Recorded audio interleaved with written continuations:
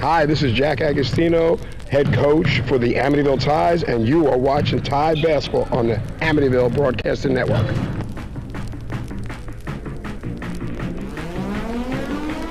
Welcome to the Amityville Tide Basketball pregame show on the Amityville Broadcasting Network.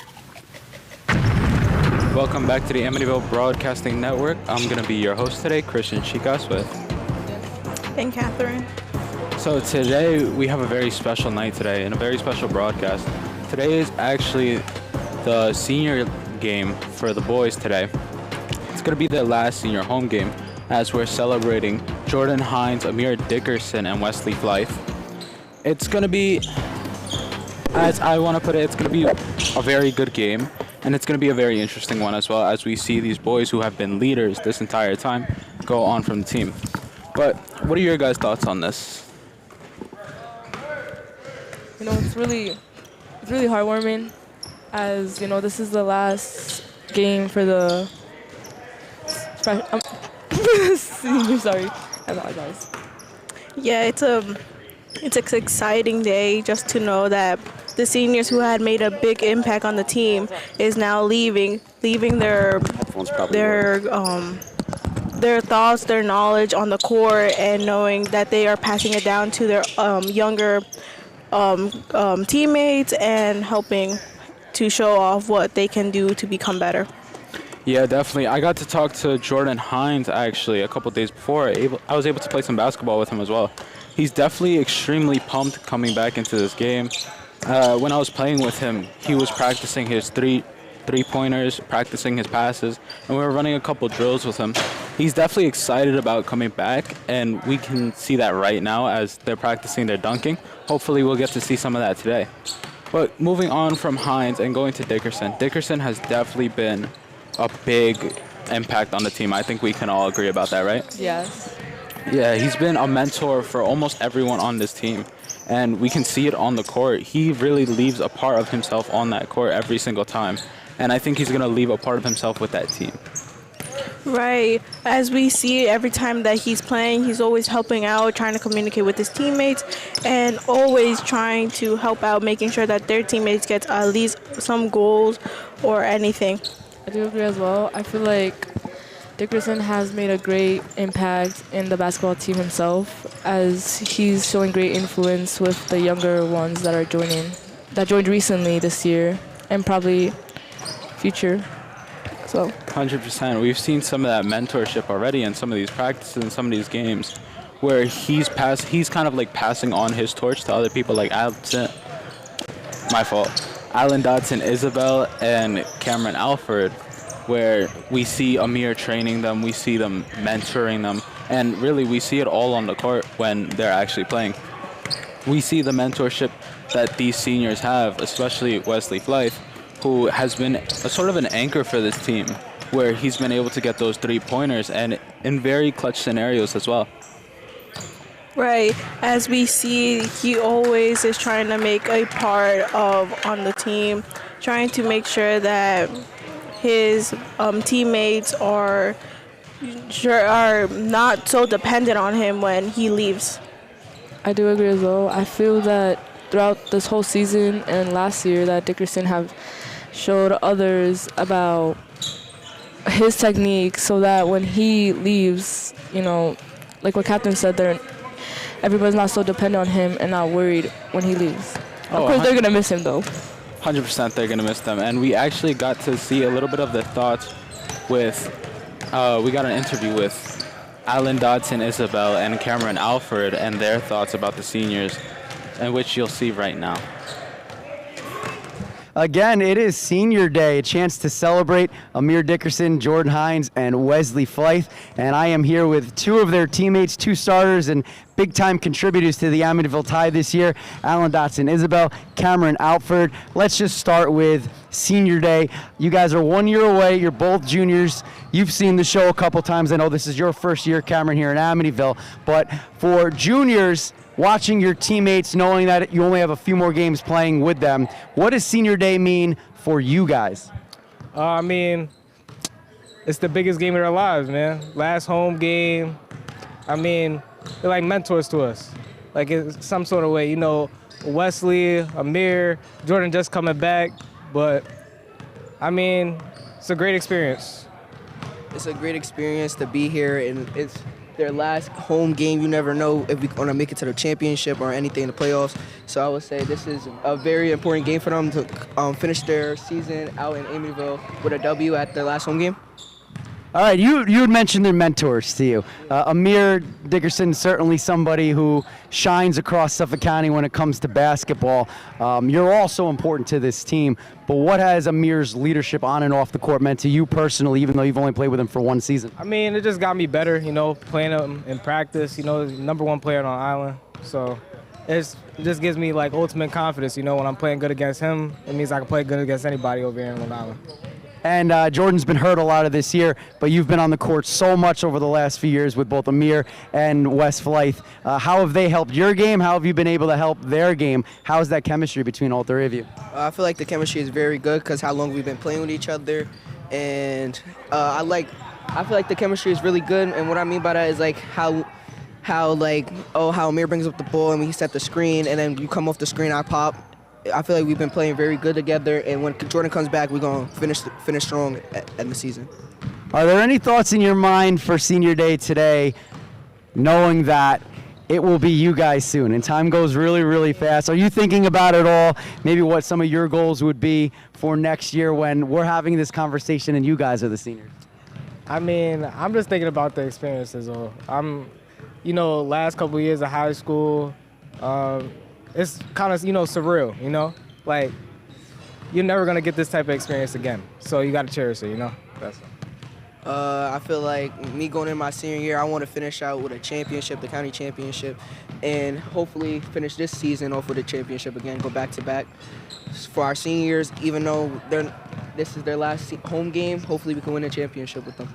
And since I have you here, I have to talk some basketball with you. You're playing Hampton Bays today, a team that you took care of soundly. You put up triple figures against them a few weeks ago, but you have some tough ones coming up also. Mount Sinai again. You're going to have Wyandanch, which even though they're closer to the bottom of the standings this year, that's always a tough rivalry, and I know you guys desperately don't want today to be your last home game. You want to be able to host one in the postseason. So what is the mindset as you guys go down the stretch here? I mean, the mindset, one of the games that we're mostly looking forward to is probably Mount Sinai. We went into overtime with them last time, and I feel like we got better as a whole, as a team since then. So I feel like we're going to get it done. They haven't lost a home game, not a home game, a league game in 3 years or something like that. So looking forward to ending their streak. I'm ready for the season. What I mean by that is I want us to go far, and how we contribute to the team is the one way to do it. And one game that I'm really ready for again is the Wyandanch game, and going back. That's a rival game, and it's braggary rights. And if we lose, that's gonna be bad. So I'd rather win, go out strong with the season, and go undefeated at home. Well, gentlemen, enjoy the festivities. Good luck today and the rest of the way, and thank you so much for the time. Thank you. Thank you. Welcome back to the Amityville Broadcasting Network here on Senior Night today. I'm your host, Christian Chicas, with Melissa Santos. And Catherine. Again, this is Senior Night today, the boys' last home game. And we're just going to talk a little bit more about the seniors. I'm going to talk about Jordan Hines, who I've gotten to know a little bit personally, playing basketball with him. He's definitely someone you want to look out for on the court, and I can tell I know that from experience, where he's dunked on me a couple times, but we don't talk about that. Where he is a very good player, and I think he works very well with the team. Although we haven't seen him a lot this season, in previous seasons, we've seen him put up three-pointers consistently. We've seen him get those baskets consistently as well. We've seen him be able to get rebounds, and we've seen him pass to people like Dickerson and Flythe, who are the other seniors this game, where we've seen him just make those opportunities for his teams, get those assists, and really create a presence on that court where you need to guard him, or he will put in the damage where in most cases it becomes irreparable for the other team. And I will be talking about Amir Dickerson. He is a type of person who will always try to become the best, always trying to lead, show off to his teammates what to do and how to do it the best, and always become like him. When he leaves, they are following his footsteps and always trying to communicate with his team, always helping out. And I will be talking about Blythe, as Blythe and Dickerson do have a strong connection with each other. As Blythe,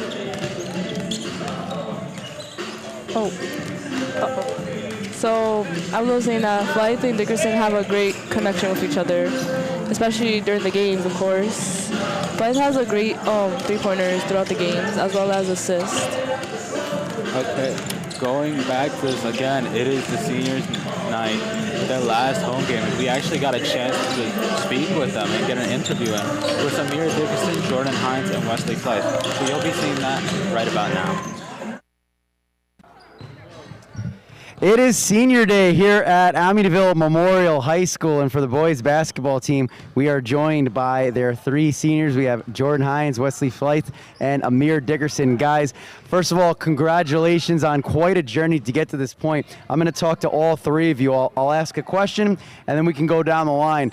First off, we'll start with the easy ones. What does it mean to be a senior, having played your careers here and knowing that the end is near? You know, it's a lot. Comes like some people might say it's overwhelming, but you know, it's just calm for real. You just gotta play like everything on the line, because it is. It's our last year here. Just show everybody the ropes on how to do everything. And what are your thoughts as your career is starting to wind down here in Amityville? We're definitely gonna miss it. You know, we've been here for a while now, but we just gotta make the most of our senior year. That's really what it is. Nah, it's really like chip or bust. Like, but after like we're done with high school, you still gotta keep working and stuff. Pretty much, yeah. We're going to talk about that in just a moment, but we don't want to exit here just yet. When you started this season, for all three of you, what was a goal that you had both personally and as a member of this team, knowing this was going to be your last run at it? Just hoop, honestly. I mean, no more than that. You know, we all got the chemistry and playing together for a minute now, so just go out there and kill. I would say like to win. You know, it's our last season together, so I would want to like win it all. You know, go as far as possible we could. Team goal, possibly go upstate, and then a personal goal was just getting recruited, basically. Yeah. All right, so Jordan, you've been out a lot of this year, but you're healthy and good to go. So I'm going to assume you're fresher than anybody else out here. How excited are you? Nah, maybe not yet. You will be. You'll get your legs under you. But how excited are you knowing that you're going to be able to finish strong now? I'm ready to go, you know, see what it's like. It's been a minute. I feel like I'm back, though. And having your teammate back with you on senior day, you know, I don't know if we were sure this was going to happen, but he's going to be out there with you today. And you guys said you've been playing together for a minute now. How excited are the two of you to have Jordan back with you? I'm excited. He definitely helps the team a lot, like in different categories where when he was missing we didn't have, but definitely excited. Catch some dubs. I'm excited. You know, it's good chemistry, so it's going to be fun out there, you know, play basketball with Jordan back. Sounds good. All right, so let's talk a little bit about the future here. So, Amir, we'll start with you. I know you want to get recruited. What are your aspirations basketball-wise and beyond once you get out of Amityville? Like what's after this year? Yeah, you know, do you want to play in college? What are you hoping to achieve? And, you know, what do you plan on studying? What do you plan on doing when you're out of here? Keep still hooping. If not college right away, go to prep and then college. But yeah, pretty much just keep hooping, make money off of basketball after that, and just keep going. How much has it helped you having A.J. Price as an assistant coach with this team, somebody who's gone as far as you can go with this sport? I'm sure you have aspirations to do the same. Definitely helps me a lot with deep conversations and talks like that. Yeah, he helps a lot. Is there any advice that he's given you that stood out? I can't. Putting you on the spot today. Yeah. Well, definitely a lot of advice, but just keep working. The time gonna come. Just keep working. The time gonna come. Basically. All right, Wes. You're known for your three-point shot. You've been doing everything for this team since you've been here. What's next for you? Do you want to play in college? You want to coach? Or, what are you planning on studying? What's next for Wesley Flight? After high school, I was planning, go to college, probably play basketball there, and just take it as far as I could. Any interest in coaching one day? Nah, I don't know about no coaching. And how about you, Jordan? Probably the entrepreneur way, This is probably it after this, for real. This is it for basketball? So then how much more does it mean knowing you get a few more cracks playing with your friends and your teammates? That's it. It's going to be it. We just got to play our heart out. All right, well, let's talk about what really matters now, and that's hooping, as you guys keep saying, basketball. Today you have Hampton Bays, a team that you did pretty well with last time you put up triple figures, but there's a lot of work to be done. Mount Sinai is right around the corner. You're going to have one more against Wyandanch, even though they're lower in the standings. I know you all mentioned it. You want to go to states this year, take it as far as you can go. What's the mindset once the festivities are done, as you guys have a lot of business still to take care of? One game at a time. Just keep killing everybody in front of us. Don't let down, and just keep hooping. Pretty much, yeah. That's it. That's it. One game at a time. Back what he said, take it one game at a time. Just finishing out our league, trying to make the top, beat Mount Sinai again because we lost to them. That's basically what it is. Just have fun and win, honestly. That's really about it. All right, now Amir, this has been your team. And, this team's going to go as far as you can carry them. How do you feel about that kind of pressure? Do you embrace it? Do you love it? What does that mean to you knowing? Because, a great quote that I hear, pressure is a privilege, and it's certainly on your side. Nah, I don't feel as much pressure because we did it last year. So I feel like once the time come by, we already know what to do and how to play in playoffs. So I feel like we're going to be straight. Pretty much, yeah. We're going to be good. And what has this guy, Wes, to your left, meant to you as both a player and a teammate? What'd you say? What has this guy meant to you over the years as both a teammate, a friend, and a player that's by your side on the court? Good teammate, team player, want to get his teammates involved, plays hard, all 32 minutes of the quarter, plays his best ability 100%, so it's a lot having him here. Sounds good. Gentlemen, congratulations on your senior day. I hope you go out there and enjoy the celebration, enjoy the day, and probably more importantly for all of you, best of luck with the rest of the season. You too. Thank you. Appreciate it. You got it, guys. And, shout out back in the way out there. Thanks, guys. Good luck. Welcome back to the Amityville Broadcasting Network again here at Senior Night. I'm going to be your host, Christian Chica, as your co-host. Melissa Santos. And Catherine. And we'll go a little more in depth into the Amityville team right now. So, the Amityville team this season has been looking pretty good. For League 5, they've gone 7-3 so far, which is actually pretty impressive. Yeah, they're really locked in and all that. Yes, of course. Well, from the previous game, as you can see right now, of course, it was Amityville had a 48 to a 60. It was more of an consistent, strong in the first quarter, but then it was inconsistent in the second, but then they came back, but then the fourth, they just started to lack. Yeah, 100%. Going a little bit more into it, in that first quarter, Kings Park went 8 points when Amityville went 21, coming off with an amazing lead. 21 points in the first quarter is optimally what you want to see, especially when your opponent only had 8 points. So starting off with that major lead is incredibly good for the team, as it gets their confidence up a lot more. Going into that second quarter, we see them fall off, however, only scoring 8 points themselves on Amityville side and 20 points for Kings Park. So it kind of just flipped on them, where they were coming off strong, they came off in the lead, and they lost that lead. And then Kings Park just flipped it completely on them, where Kings Park had an amazing second quarter and really locked up Amityville's defense. Going into that third quarter, Kings Park scored 15 points to Amityville's 12. So at this point, Amityville is 3 points behind. Nothing too crazy. Still, they can still come back from this, but they're starting to lose steam. We can see as the game develops, they came off really heavy, and then it feels like they lost steam immediately right after that, going to 8 points and then 12. And then going into that fourth quarter, it cemented their loss as they went 7 points and Kings Park went 17.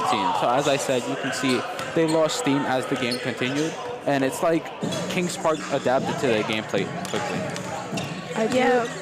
Yeah, as we can see, it's what the boys are known for and the girls as well in the basketball, is that they do a lot on the first quarter, and then by the second quarter, they're already tired and burnt out. And then after the halftime is when they gain back their energy and go again, doing a hard time, scoring a lot. And then by the time the fourth quarter comes, they're already tired again. It's which they should start focusing on keeping up with the energy so they don't get tired by the first and second quarter. I do agree with Catherine. I felt like in the third quarter they tried to catch up, but I feel like as much effort as Catherine was saying, they got tired. And when it came to the fourth quarter, Kings Park was already scoring more points that they did in the second quarter.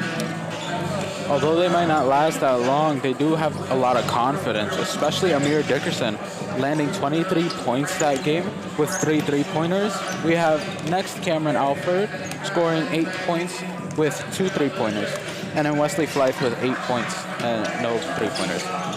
Where I think this game we see it more than we usually do. We see a lot more 3-pointers as the team has been getting more confident as the season goes, and we're seeing those 3-pointers develop more. They're not pushing as much into the paint, but they're more feeling out their opponents. With the first quarter, as you guys have mentioned, they come off very heavy. They come off, hey, let's play in that paint, let's try to get a couple 3-pointers, let's feel out our team. But they usually fall off in that second quarter, as you guys mentioned. They start to lose steam, and as the other team starts adapting to them, it also gets harder for them to play. And we see how the boys are really working together, assisting each other, and always trying to maintain a good, having their teammates having points all around. And I agree as well. I do want to refer back that we talked about with the seniors.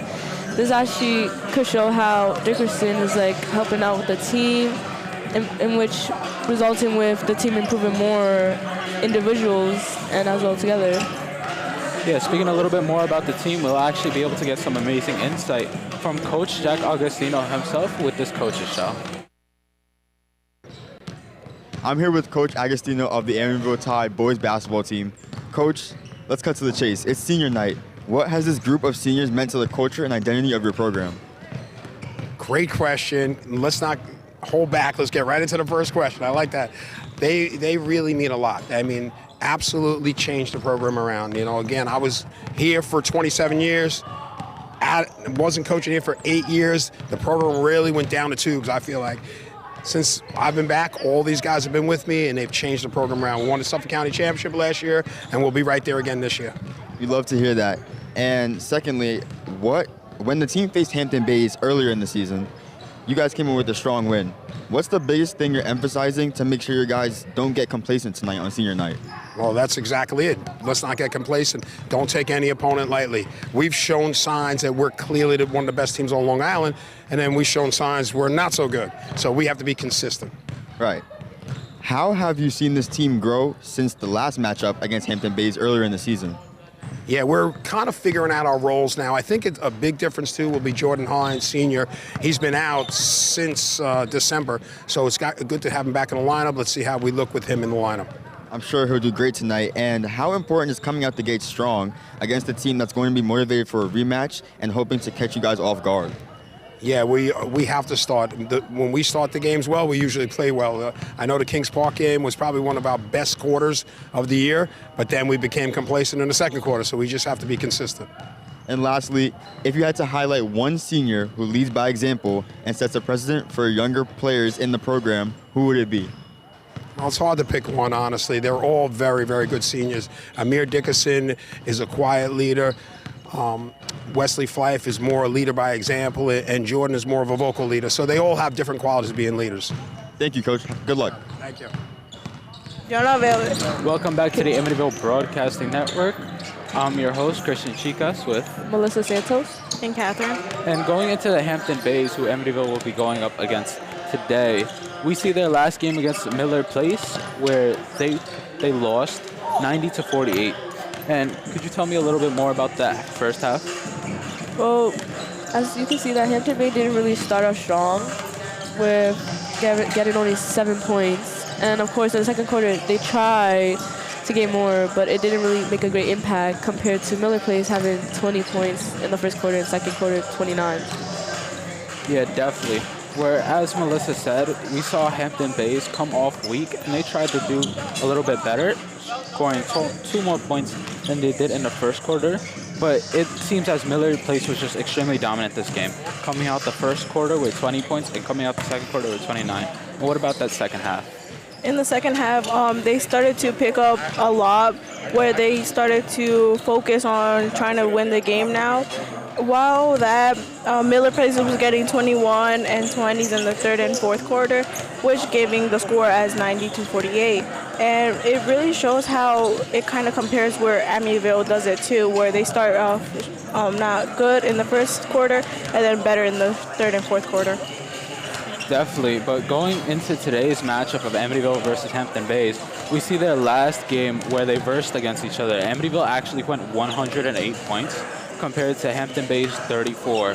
That first quarter going Amityville 39, Hampton Bays 10, Amityville 27 and Hampton Bays 9 for that first half, which was extremely, I would say it's extremely infuriating for Hampton Bays, as you see a lead like that, and I think if I was playing, I would immediately lose confidence right there. I agree as well. I felt like that Hampton Bay, they tried to come out strong in first quarter. Of course, it didn't go as they planned, of course, with Amityville having a very, very strong lead in the first quarter, 39. And I felt like Hampton Bay making them see that Amityville having a strong lead could have made them feel pressure, leading to a decrease into the second and third quarter. Sorry. Exactly, and as we see, the Hamptons was taking a long time trying to get up, trying to match Amityville's energy and confidence, and they couldn't because how high Amityville was going throughout the game. Yeah, 100%. And going into the third and fourth quarter, we see Amityville go 28 to Hampton Bays 6 and Amityville's 14 to Hampton Bays 9. Like I said before, ending up with a score of 108 to 34. The key player in that game being Amir Dickerson, who actually scored a triple-double, scoring 30 points, 14 rebounds, and 11 assists, which was the first of his career. Definitely going to be an interesting matchup today, as Amityville Boys is, as previously said, League 5, 7-3, and Hampton Bays 1-8. So going into this matchup, what are your keys? My keys is seeing if Amityville will continue to go straight into the game like they did last time and not burn out throughout the first and second quarter and continue going on to the full game. My key for Amityville is to have a consistency through the game, especially in the first and second quarter. As of course, we don't know what Hampton has. They could have improved than they had when they versed before. Yeah, it could be a lot better game this time for both Hampton Bays and Amityville, hoping to keep up that steam.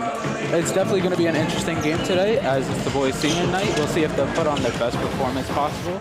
But we'll see you guys right at tip-off.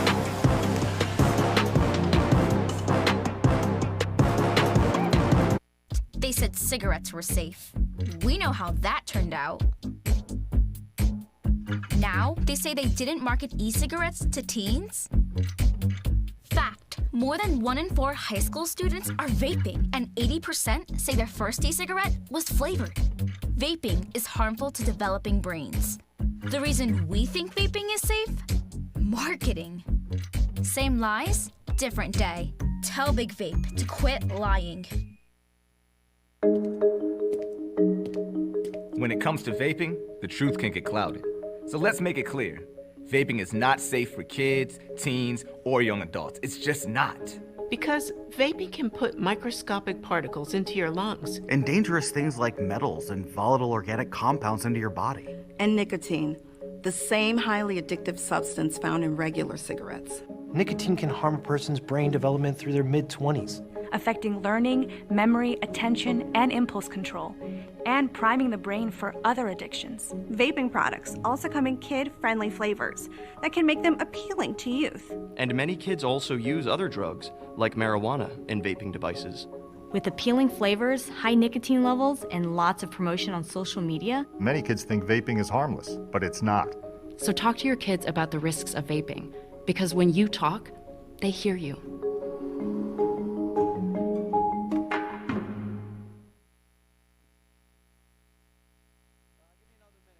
They said cigarettes were safe. We know how that turned out. Now, they say they didn't market e-cigarettes to teens? Fact, more than 1 in 4 high school students are vaping, and 80% say their first e-cigarette was flavored. Vaping is harmful to developing brains. The reason we think vaping is safe? Marketing. Same lies, different day. Tell Big Vape to quit lying. I've always loved space and football. Growing up, some people told me I had to choose. But here's the deal. You can be great at more than one thing. And getting involved in STEM opens up your world to a universe of opportunities in life. This is my time. Get inspired and get involved today. There are STEM programs and science centers available in your community, so be sure to check out spaceforall.us to learn more and get started. This is my time. There ain't no doubt in my mind. Find your place in space. This is my time. Space for All. Tonight, it's more than just a regular game here in Amityville. The Baymen come to town looking to spoil the night, but the Tide are playing with some extra heart, pride, and a whole lot of emotion. It's senior night, a final homestand for players who poured years into this program. Tip-off coming up next. Don't go anywhere on the Amityville Broadcasting Network. Hi, this is Amir Dickerson, point guard for the Amityville Tide, and you are watching Tide basketball on Amityville Broadcasting Network. The wait is over. It's time for the opening tip. Amityville Tide basketball starts now on the Amityville Broadcasting Network. And welcome to the Fred William Memorial Gym for our coverage of the Amityville Tide versus the Hampton Bays, the Baymen varsity basketball game. It is senior night here in Amityville, and it's emotion in the air. Everyone's excited to see how this game is going to go. It's a very important night for the Tide, not only as a team, but as a school and for the entire culture of Amityville. We got a chance to speak to many of the players, and it seems like emotions are high. Everyone's super excited. Everyone wants to go out there and allow the seniors to play their last regular season home game here in the gym in Amityville. And game's almost ready to get started. I'm Justice Wright here with Matt Grice, and we are super excited. We've been building up to this moment the entire season. Seniors have worked so hard.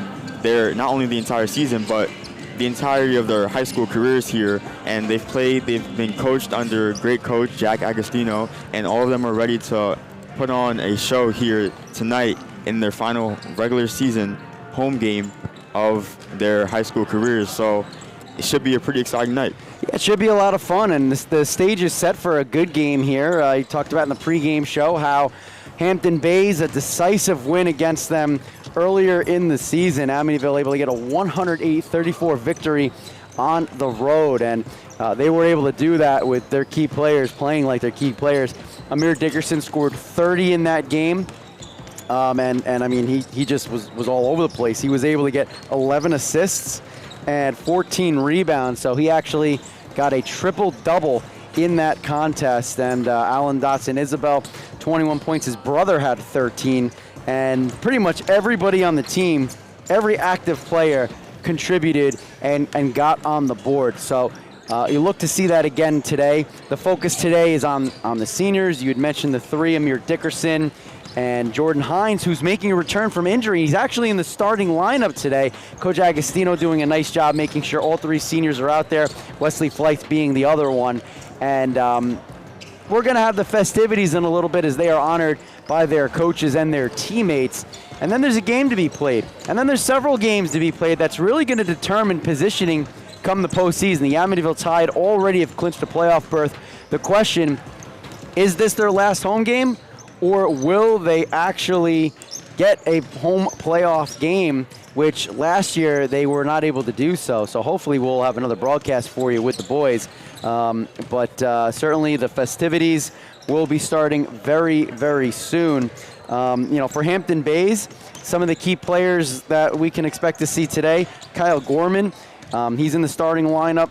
He put up 11 points against the Tide last time these two teams faced off. And then it kind of drops from there. Nobody else in double figures. Nate Kearney with 7 points, John Tedesco with 7 points, and that's pretty much it. So Hampton Bay is a team that's in a rebuild right now. They're only 1-8 in the bottom of the League 5 standings, 3-12 overall.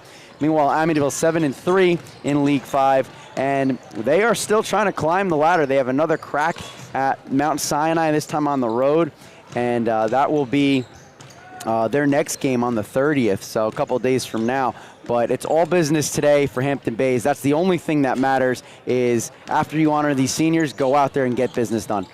Yeah, the seniors are extremely excited to be playing tonight, but like you said, there's still a game to be played. They still have to remain focused and make sure that they come away not only with the win tonight, but perform well so they can have confidence going into their next game. Like you said, Mount Sinai coming up next, and they also have Rocky Point and Wine Dance left on their regular season schedule. So as you mentioned, they're fighting for a home playoff game, and these are important wins. These are games that you have to put away cleanly and make it quick and efficient. That way that you can save your energy for the rest of these games. And you also have to take this game as kind of a test to see when there's a lot of stuff going on, when there's a lot of pressure, when the stands are packed, what can you do? We saw them earlier against Wyandanch in the season when it was packed stands, a lot of high energy, and they took care of business.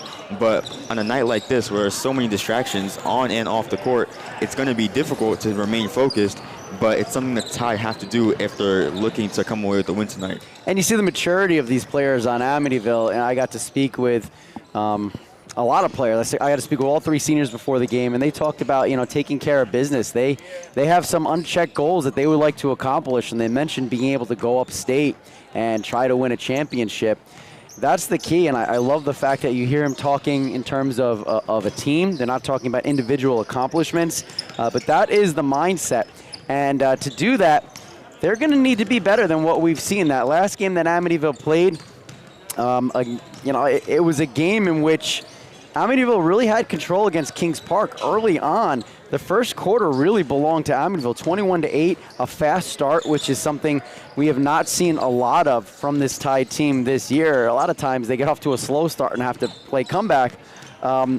Second quarter, it went the other way, and Kings Park outscored Amityville 20-8. Third quarter, back and forth. Amityville has a lead early on in the fourth quarter after Amir Dickerson converts a three-point play. And then Kings Park goes on a 13-0 run. And that was really the beginning of the end for Amityville. It was kind of shocking as they lose that game 60-48 to Kings Park. Now, Kings Park is a really good team, but I think if you talk to Amityville, they would tell you that was a game that they expected to win, especially the way that they came out in the first quarter. The fourth quarter, Amir Dickerson was the only Tide player to actually get points on the board. How does this team improve? Somebody else needs to step up offensively consistently, and Amityville has the players to do it. Alan Dotson Isabel, Wesley Flythe, to name two players. They are very good offensively. Cameron Alford, same thing. But I think this team's going to need more of a consistent contribution offensively from them to accommodate the skill set of Amir Dickerson. Yeah, definitely. I think overall, like we spoke about in the Hampton Bays game, we saw many players score points, threes in the double digits, and we had guys like Cameron Alford and Isaiah Nixon even stepping up to score points. So when this team plays like a well-oiled machine and stays consistent throughout the entire game, they can hang with anyone. We saw it in the Mount Sinai game that went to overtime. They were able to stick around the entire time with a team who hasn't lost a game in a regular season game in over 2 years. So it's important that we look at the entirety of the team and realize that when you only have guys like Amir Dickerson, who, credit to him, is one of the best players in Suffolk County, and guys like Alan Dotson Isabel, who have been on this team for a long time, been contributing a long time in a lot of different ways, we have to keep reminding ourselves that these can't be the only two guys that are doing something. If Flight is going to step up, then he needs to step up alongside the rest of the guys. If Alfred's going to step up, he needs to step up alongside the rest of the guys rather than having it be the way that it was. Like you said with Kings Park, outscored 17-7 in the fourth quarter, and that can't happen today. Coach Agostino, I know, is looking extremely focused today, and he's looking to make sure that his team comes away with a strong win and doesn't take their foot off the gas. So being consistent throughout the entirety of the game is something that they have to do if they want to win. And as far as it goes for Hampton Bays, they're a team who obviously is not in playoff contention, but they're still a team that if you sleep on them, they can punish you. They did get a win against Wyandanch earlier in the season, which is a team that Amityville struggled to put away until later in the game. So if you let them hang around for a long amount of time, they can come back like a snake and just come bite you. Their most recent game was against Miller Place, in which they did lose. But as we see, the first 2 quarters, they struggled a little bit. But those last 2 quarters, they came back scoring 15 points and 17 points, which was double what they scored in the first quarter. So it's interesting to see that Hampton Bays isn't a team that's going to go down easily, and we'll have to see how the Tide can maintain their momentum throughout the entirety of the game to come away with the win. You know, one of the things to pay attention to also, you know, you have to wonder, in the second half, is Hampton Bays doing it against the starters or the bench of Miller Place? And I'm sure Miller Place was rotating in some of their subs at that point in time. This is a dangerous game for Amityville because you mentioned before, you know they're excited about another crack at Mount Sinai. It's a chance to climb up the standings, try to end their streak. Again, they haven't lost a league game in 2 years. It's senior day, everybody's going to be all excited, but then those festivities will end, and Hampton Bays, Amityville beat soundly, 108-34 last time. This could be one of those games where, as you said, look, they played Wyandanch close, and so did Amityville. If Amityville takes Hampton Bays lightly because they're thinking ahead, this could be a devastating outcome for them. You know, the only thing that they need to take care of today is win the game and move on and get ready for the next game. Anything short of that could, you know, really derail what they're trying to accomplish here if they're going for that home playoff game. I know Coach Agostino says it doesn't matter. They'll take care of business wherever they have to, and they've shown that in the past. Last year winning 3 road playoff games, but they do control their own destiny in that area. And they have to make sure that they come out strong today. Don't take Hampton Bays lightly. You know, Hampton Bays has a couple of big boys out on the court. One of the things Amityville struggle with is rebounding. And Amir Dickerson has been their leading rebounder to go along with being their leading scorer, their leading assist man. So they're going to have to spread it out a little more. One of the things I want to highlight a little bit here, Alan Dotson Isabel last game, he only had 3 points, 1 3-pointer. Now, this is a player who's been averaging 11.2 points per game for the Tide. He's their second leading scorer, and he is dominant from beyond the arc. He has 26 3-pointers on the season. So he has to get going. And remember, he has the ball in his hands a lot. Him and Amir Dickerson will share the one-guard duties many, many times. But Alan Dotson Isabel should shoot more. He's a good player, and if he can get around his points per game average to accommodate what Amir Dickerson brings to the table, that would be very helpful. Same thing with Wesley Flythe. One of the things that excited the fan base here last year about Flythe was his ability to drain big 3-pointers. This year, Cameron Alford has kind of filled that role a little bit. Wesley Flythe has been more consistent, getting in the lane, taking mid-range jump shots, but we all know what he can do from beyond the arc. And same type of thing, you know, Flythe, he's been averaging 7.3 points per game. He only had he had 8 points in the last game, but they were primarily all in the first half of that game against Kings Park. So can those two players get it going? I'd like to see them start shooting early on, and then when it comes to Cameron Alford, I know one of the things that Coach Agostino has spoken about is when he gets hot, they have to get him the ball. But he needs to stay hot a little longer instead of 1/2 or 1/4 at a time. They have the tools to get it done. Similarly to the girls team a little bit, they need to be able to have more guys contributing at the same time to to help Amir Dickerson, who, to his credit, and you mentioned how he's tops in Suffolk County, still ranked 4th in scoring, averaging 23.6 points per game. But he wants to put this team on his back. He's shown you he can do it. He's great all around, but he can't do it alone. This team will only go as far as he takes them, but he has to have help. And they have the tools, they have the players to get it done.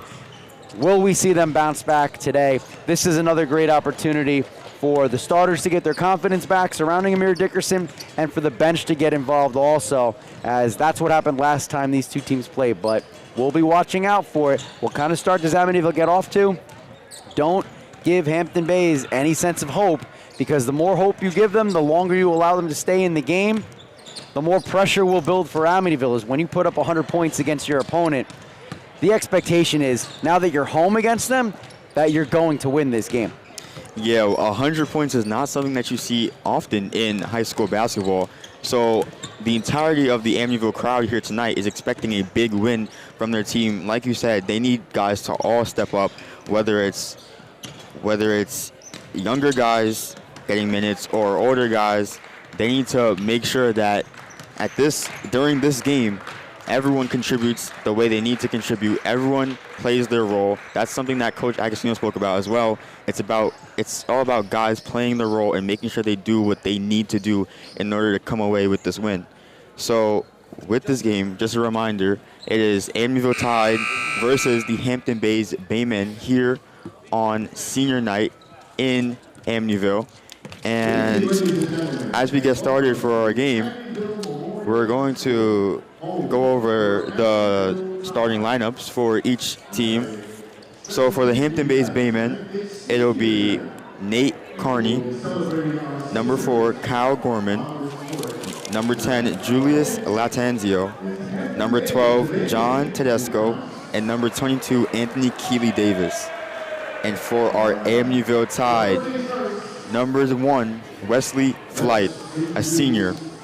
Number 0, Alan Dodson Isabel.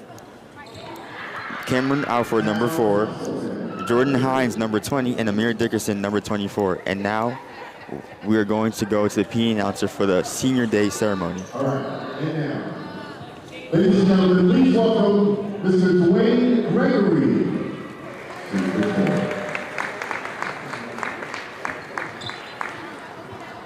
Good evening, everyone. I'm Councilman Dwayne Gregory here on behalf of Supervisor Rich Shaker and the rest of my colleagues on the town board. I wanted to recognize Amir Dixon today. There you go. For his great achievements, we would say he's one of the leading scorers in the county this year, but also one of the top 7 scorers. Let me get it right. 7th person to score 1,000 points in Amityville school basketball history. So, I'm to recognize you tonight, and I appreciate that. Thank you, God bless them. Look forward to seeing you again.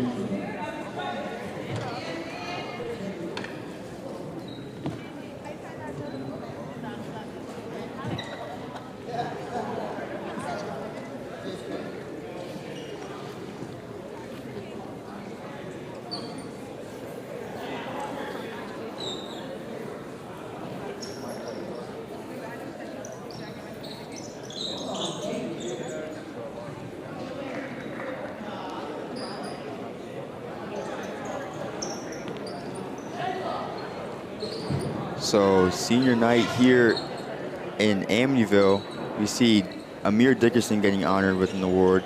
He's been a leader for this team for years. Since he was in middle school, he's been in Amityville, playing for this team, playing under the coaching of various guys, including obviously the legendary Jack Agostino.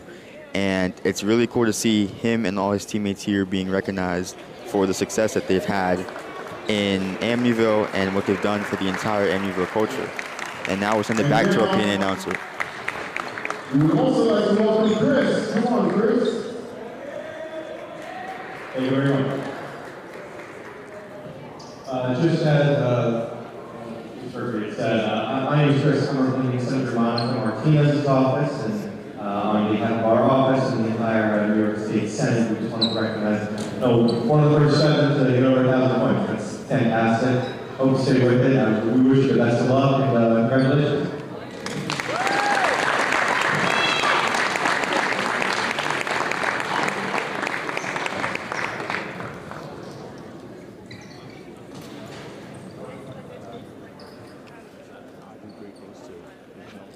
And Amir Dickerson getting another award here, honored by the Senate of New York. So it's really important to look at this award. Now going back to our PA announcer. Let's celebrate our seniors.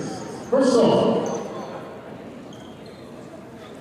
please welcome to the court, Jordan Hines.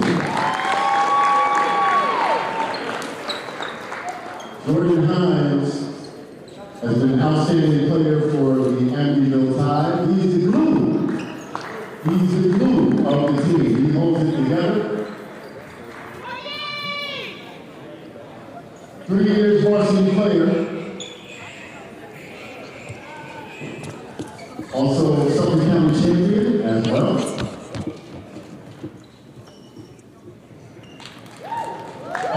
Family Jewish family, come on down. If y'all in the audience, come down. Yeah, clap it up, man.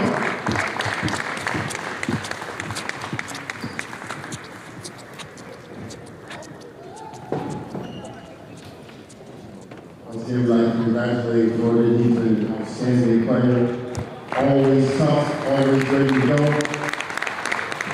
Has a great family supporting him, moms. Never gets old, folks.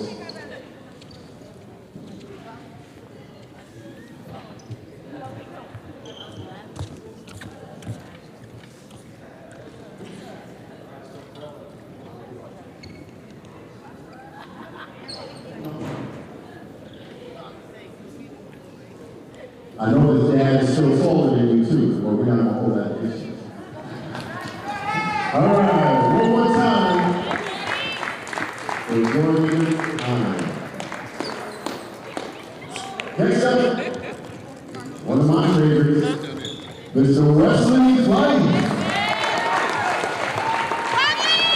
And the family, come on down, let's the family make their way down.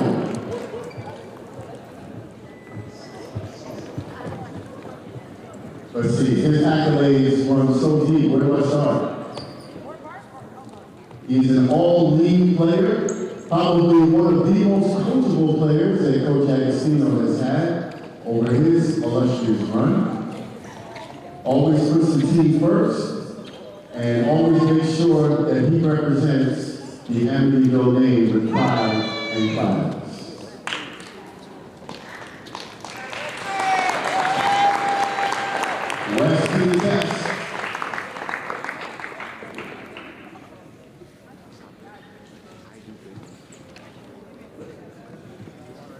All right, last but not least, the man of the hour, too sweet to be sour.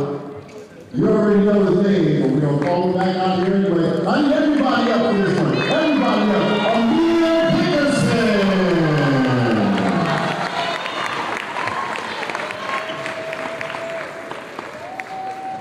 Let's see, where do I start? #1 ranked player all Long Island. All state, all Long Island. Suffolk County champ. And 1,000 points. Wow, that's a career.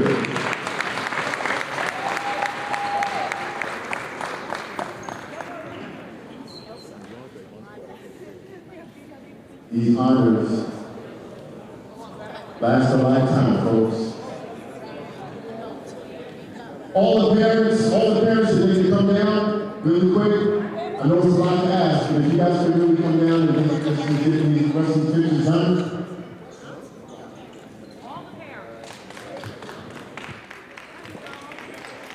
A beautiful scene here in Amityville as we're honoring our seniors, Amir Dickerson, Wesley Flight, and Jordan Hines, 3 guys who have been key parts of this program here for the Amityville Tide. And we're gonna get a picture here in center court with all of the family of the 3 seniors, and it's very, very, very emotional here in this gym. Everyone is super excited. Some people may be crying a little bit and really feeling the emotion of it being their last regular season home game for the Tide. And obviously still have playoffs to come, but this is the last time they will have this regular season home game. So it's really interesting to look at just how much they've grown so far as players and as people here on the Amityville Tide team. I know Coach Agostino is super proud of all these guys, and I know they've worked super, super hard to get to this point. And the fact that not only are they all starting, but they're all some of the best players on their team. So it's interesting to see how developing they grow up and they're able to stay as some of the best players. And just to remind you guys, starting lineups, it's going to be Nate Carney, Kyle Gorman, Julius Latanzio, John Tedesco, and Anthony Keeley-Davis for the Hampton Baymen as they come into town to face off against the Amityville Tide. And, of course, the infamous Tide starting will be number 0, Alan Dotson Isabel, the junior. Senior, number 1, Wesley Flight. Junior, Cameron Alford, number 4. Senior, Jordan Hines, number 12, back after an extended absence. And finally, senior, Amir Dickerson, number 24. So as we get ready for this game, it's going to be a super exciting game. A lot of energy is in the air. Hampton Bays are here. They're here to make a lot of noise, here to make a statement on senior night and hopefully spoil the senior night. And for the Tide, they're going to be trying to defend their home court, trying to defend their pride and their dignity here in this game. This game means a lot to not only the players, but to the coaches and the families of all of these guys.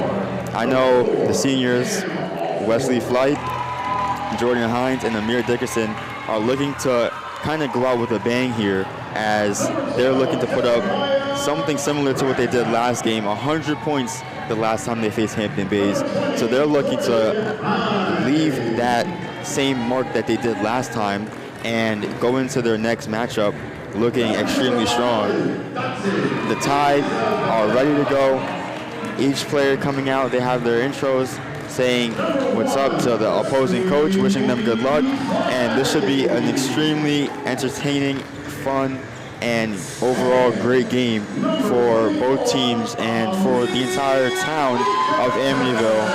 And it'll be super fun to watch, and it'll be a great time. And now we're going to send it right back to our legendary PA announcer, Mr. Asbell, as we prepare for our national anthem. A.J. Price, Billy Kretz Jr., and Anthony Agassi. And now, folks, if you will please rise, if you can, and remove your hats as we honor America with our national.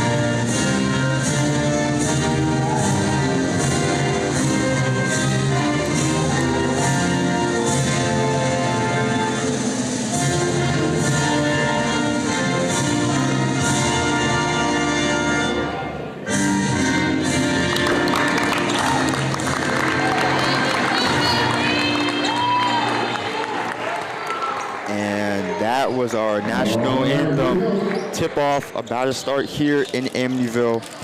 It's the Amityville Tide versus the Hampton Bays Baymen. The Hampton Bays Baymen looking to come in and sweep Amityville off of their feet on senior night. Amityville looking to protect their home turf and take care of business smoothly tonight and prepare for the rest of their games, including the playoffs coming up soon. So with this game about to start, it's going to be really important to see how the Tide can come off to a strong start and keep that momentum throughout the entirety of the game.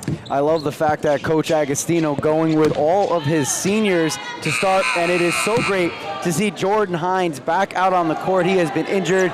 We have not seen Jordan Hines since he last played on December 28th against St. Anthony's. So his first league game of the year, and he gets to do it in front of a great crowd here in Amityville for senior day, and I'm sure he's looking forward to shaking off the cobwebs. His teammates grateful to have him back as well. And tip-off about to get started here. It's going to be Kyle Gorman tipping off against Amir Dickerson, and Dickerson wins the tip. No contest from Gorman. Dodson Isabel gets the screen from Flight on the perimeter. Flight, top of the key, dribble handoff to Dickerson. Dickerson on the wing gets the screen from Hines. To the corner, Alford drives baseline, puts up the shot, foul, no good. So he has a chance for 2 free throws here. So the Tide coming out the gates fast and aggressive as Cameron Alford is able to draw the foul and chance to put up points here on the board early in the game. And I love the fact that usually Alford gets that and he just shoots. He wasn't open, but instead he drove, on the baseline, something as the free throw doesn't fall, first attempt. He drives to the basket on the baseline. We haven't seen much of him at the charity stripe this year, but again, just getting more players involved offensively and seeing him trying to get going, doing something a little different, I think that's a good sign to start. Cameron Alford may be adjusting to his role now that Jordan Hines is back in the lineup as he puts up the second free throw, and it's no good. So it'll be rebounded by the Baymen, and they'll try to bring the ball off the court now. Quick passes, gets to the cross half court. It'll be Gorman, left wing. Gets it around to Carney. Carney now to Keely Davis. Keely Davis back to Tedesco, playing catch on the perimeter. Tedesco picks up his dribble, looks for someone. He does find Latanzio. Back to Tedesco. Now Tedesco, right wing drives, gets to the paint, up with the shot. The shot is no good, but a foul. So now, after the 2 unsuccessful free throws from the Tide, the Baymen now have a chance to score first in this game with 2 free throws. So Jordan Hines is called for the foul. He had his back towards Tedesco as the first free throw rims out. It looked like Hines was trying to get set up to pull down a rebound. He was in a boxed out position. Tedesco ran into his back, but they called the foul on Hines regardless. So Tedesco connects with that free throw. First points of the game coming off a free throw, and Dodson Isabel's bringing the ball up for the Tide, moving aggressively. He gets it to Dickerson, right wing. Dickerson sizing up his defender, gets it back to Dodson Isabel. Dickerson, Dodson Isabel playing catch now on the perimeter. Right wing, it's Dodson Isabel. Gets it to Hines, top of the key, left wing, Alford. Into Dickerson. Dickerson on the elbow, drive, step back, no good. Rebounded by Hampton Bays, and now it's Carney bringing the ball up for the Baymen. There's that slow offensive start that we've seen time and time again from Amityville. So it'll be Tedesco firing up the 3. That's good. So John Tedesco connects for 3. The Hampton Bays Baymen are up by 4 now in this first quarter. Dodson Isabel with the ball, right wing. Gets it to Hines, top of the key. Around to Alford. Alford left wing. Dodson Isabel, far corner, 3-pointer. That's good. Dodson Isabel gets the scoring started here for the Tide with a quick 3-pointer and the assist from Cameron Alford. And that's what you want to see, getting him going. Again, he had only 3 points in the last game. They need him to be an offensive force. Hampton Bays puts up the shot. That's Kyle Gorman, no good. Rebounded by Dickerson. Dickerson gets the head to Dodson Isabel. Dodson Isabel slows it down. Gets to Dickerson. Dickerson pump fakes a 3, spin moves to Dodson Isabel in the corner. His 3 is good again. So Dodson Isabel, back-to-back 3s, puts the Tide up by 2 here in this first quarter. And there you go. You get him on fire. And Amir Dickerson, a spinorama, draws 2 defenders. That allows Dodson Isabel the open look in the corner. Quick bounce pass into the paint to Latanzio, no good on the layup. And another fast break for the Tide now. Alford ahead, far corner to Dickerson. Shot is no good. The refs are going to wave it off, and they're going to say it's a travel. So turnover there for the Tide. And it'll be interesting to see how the Tide can continue this momentum they have with Dodson Isabel getting those 2 quick early 3s. And you see the pressure in the backcourt. They do not want to take this Hampton Bays team lightly. Amityville looking to get some more turnovers here.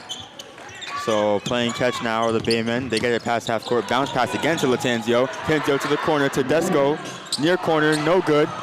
Cameron Alford pulls down the rebound, almost gets it stolen, gets the head to Dickerson. Dickerson almost loses it, keeps it alive, puts up the layup, it's good. Dickerson gets on the board here, senior night. It's 8-4 here, 5 to play in this first quarter. And the patience you see from Dickerson on that play, amazing. A lot of players overrun that ball, step out of bounds, or panic. He just took his time, calmed down as it goes out of bounds. It'll be turnover for Amityville. Amityville ball, but he just took his time, made a pump fake, shook off the defender, and went up calmly with the layup, and that is what a star player with a lot of experience can bring to the fold. Dickerson, 2 points today in the matchup, and I'm sure he's looking to put some more on the board as he gets it to Dodson Isabel in the corner again. Gets it back to Dickerson, right wing. Dickerson sizing up his defender, gets a screen from Hines. Fakes the jumper, passes to Alford, left wing. Fakes the shot, back to Dickerson. Hines drives, puts up the layup, and no good.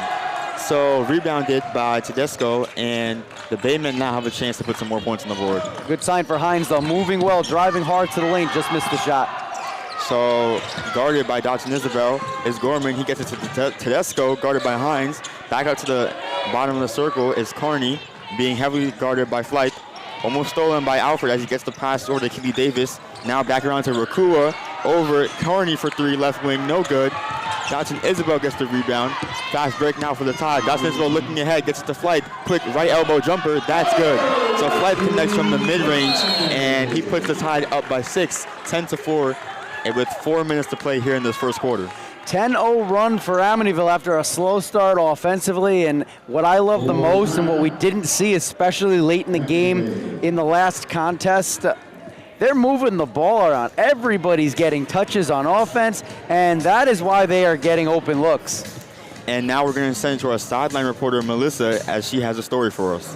What a great start with Amityville. I say, of course, it's senior day, which meaning that it's the last game for the seniors especially. And what today we're trying to hope for the seniors, that they leave a great legacy to their other teammates. Back to you. Thank you for that. And so far in this game, like we said, 10-0 run for the Tide. This is the scoring that happened in the most recent game in the first quarter, and it's the scoring that they wanted to replicate here in this game, and they've been doing a pretty good job so far. The Baymen did get a couple opportunities to score, and they did cash in, but overall, defensively and offensively, the Tide looked really strong early in this game. Yeah, Tedesco, he's their best offensive player. He's going to get his points. He's been averaging 14.8 points a game. He has all 4 to start things off for the Baymen, but you see Dodson Isabel with 2 3-pointers, Dickerson and Flight. And that's what we said in the pregame show, right? Those 3 players all need to contribute offensively, and so far, that's what we're seeing. So the Baymen being heavily pressured here in the backcourt. They have to get it past half court. They do. It's going to be Rakua. Rakua gets the ball over to Keely Davis. Keely Davis to Tedesco in the corner. That 3-pointer is short and rebounded by Flight. Fast break now for the Tide. Flight looking ahead to Dickerson. Gets the bounce pass. Dickerson goes up with the right. It's good. So Amir Dickerson on the board again, making it 12-4 Amityville in this first quarter. As quick bounce pass, gets it across half court. Dickerson goes for the steal, doesn't get it. Swings it around, near side corner. A 3-pointer for Rakua is good. So 12-7 here now in the first quarter, 3.5 to play. That ends a 12-0 run for the Tide. Dodson Isabel and Dickerson handling the ball. Dickerson now bottom of the circle. Dickerson gets it to Alford. Alford back to Dickerson. Dickerson to Dodson Isabel, playing catch on the perimeter of the Tide. The screen from Flight. Dickerson pull up 3. That's good. So Dickerson splashing that 3 makes it 15-7 with 3 minutes to play here in this first quarter. Quick bounce pass, fast break for the Hampton Bay Baymen, and they get the quick, easy layup. Rakua going up for that shot. Dodson Isabel now with the ball going to work. Back to Dickerson. Dickerson pump fakes a shot, gets the round to Cameron Alford. Cameron Alford gets it back to Dickerson, top of the key. He fakes the shot, gets it to Dodson Isabel, right wing. Wesley Flight from the corner, no good. Rebounded by Cameron Alford. Dickerson, left wing, 3-pointer, no good. And it's going to be fought for, almost collected by Dodson Isabel, but it's loose, recovered by Flight. Flight looking for someone to get the ball to, gets to Dickerson. Dickerson goes up with the shot. He's fouled, in and out, no good on the shot attempt. So 15-9 as Dickerson's going to shoot 2 free throws. 3 keys here early on. Great ball movement, multiple players getting involved, a lot of awareness, even when that ball's on the floor. Awareness of where the ball is, once that ball is scooped up, where your teammates are, and on the other side, Amityville is not allowing second chance opportunities. The Baymen are not converting on their first shot as Amir Dickerson misses a rare free throw. If they don't convert on that first shot, they're not getting a second opportunity. as Jeremiah Rasdell, who's been starting most of this season, he'll get his first look as Alfred takes a breather here. Amityville doing everything right so far here in the first quarter. Dickerson's second free throw, no good, so rare misses from Dickerson. He's usually a lights-out free throw shooter, but now the Baymen have a chance to put some more points on the board, as it's going to be Gorman driving going all the way to the basket, and he's going to take a hard fall, and they're going to say that it was not a shot attempt there, but it is going to be a foul on the Tide, so inbounding will be Nate Carney for the Baymen. Carney under the basket, gets it into the Tedesco, left wing. Tedesco picks up his dribble, gets it back to Gorman. Gorman guarded by Dawson Isabel heavy. Tedesco, left corner. Tedesco doubled now by Hines and Dickerson. Gets it in to Keely Davis, back out to Gorman for three from the corner. No good, rebounded by Flight. And he's gonna bring the ball up for the Tide. Dawson Isabel, quick to Dickerson. Dickerson in the corner. Pump fakes, gets it back to Dawson Isabel from the wing. No good. Long rebound. Rasdale tries to keep it in bounds, and he pushes it off of a Hampton Bays player. Last touch by the Hampton Bays Baymen, so it'll be Tide ball still. And again, that's that awareness right there. Rasdale knew he wasn't going to be able to save it, so he touches it, he throws it off a black jersey. Amityville keeps possession. Dawson Isabel and Dickerson playing catch on the perimeter again. Rasdale comes up, gives a screen to Dickerson. Flight, left wing. Dickerson, top of the key. He drives, hop step into the paint, goes up with the right. No good. Rebounded by Hines. Hines puts it up, no good. So Hines unable to convert on the second chance opportunity, but it's now a chance for the Baymen, and they're not hesitating. Quick pass to Tedesco, open in the corner for three. In and out, rebounded by Hines. So Dickerson bring the ball up now. A minute to play here in this first quarter. 15-9. Dickerson tries to go all the way. He has it stolen, but they're going to call a foul on the Hampton Bays Baymen. So Dickerson will be shooting free throws as he was going up for the shot attempt. Yeah, Dickerson, even though he missed a pair early on here, he has 86 free throws on the season. So again, he does it all. Jordan Hines walking over towards the bench. He looks a little winded. Probably going to take a little while to get his sea legs under him after being out for so long, but he's been playing a tough game so far physically as the first free throw doesn't fall. Dickerson 0 for 3, which is rare. And now J.J. Washington, he'll come into the game. Hines taking, I think, a really necessary breather there. Again, he's trying to get back into game shape, but he's been tough. He's giving Amityville more of a physical presence on the board, which is something they haven't had as the second free throw falls, other than really Dickerson underneath. 16-9, a minute to play here as a foul is going to be committed by J.J. Washington, who just checked into the game. So a minute to play, 16-9. Hampton Bays will be inbounded here on the sideline. It'll be Nate Carney looking to get the ball in, and he will in the backcourt to Keely Davis. Keely Davis picks up his dribble, gets a bounce pass back to Keely Davis from Carney to the corner. Three-pointer no good by Rakua. Now Dawson Isabel gets the rebound, fast break, gets it ahead to Flight. Flight stops, goes up with the right, no good. Rebounded by the Baymen. Fall for, grabbed by Flight, and it's stolen right out of the Baymen's hand and put up for a bucket. Wesley Flight making it a 9-point lead now for the Tide. Fast break for the Hampton Bays Baymen, but they're going to choose to slow it down. It'll be Gorman. Gorman gets it back out. Pump fake from Keely Davis. Perimeter playing catch now with the Baymen. Around to Rakua. Rakua, quick pass, wide open in the paint is going to be number 22, Keely Davis. So 15 seconds to play here in this first quarter. 18-11. Dickerson has the ball, bottom of the circle. 10 seconds to go. Dawson Isabel, back to Dickerson. Dickerson looking to get it, looking to get a shot off here. Sizing up his defender, he's gonna go to work, gets the screen from Washington. Dawson Isabel in the corner for three, buzzer beaters no good. So Dawson Isabel fails to hit that shot, but for the first quarter, 18-11, the Tide are up here on senior night. Join us as we get ready for our second quarter on the Amityville Broadcasting Network.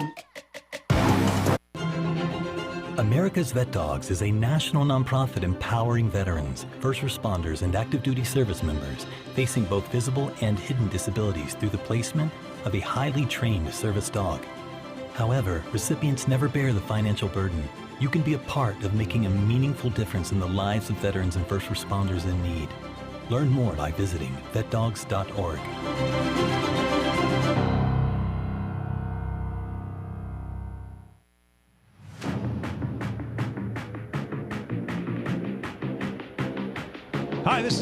from ESPN Radio and MSG Network. And you're watching the Amityville Broadcasting Network.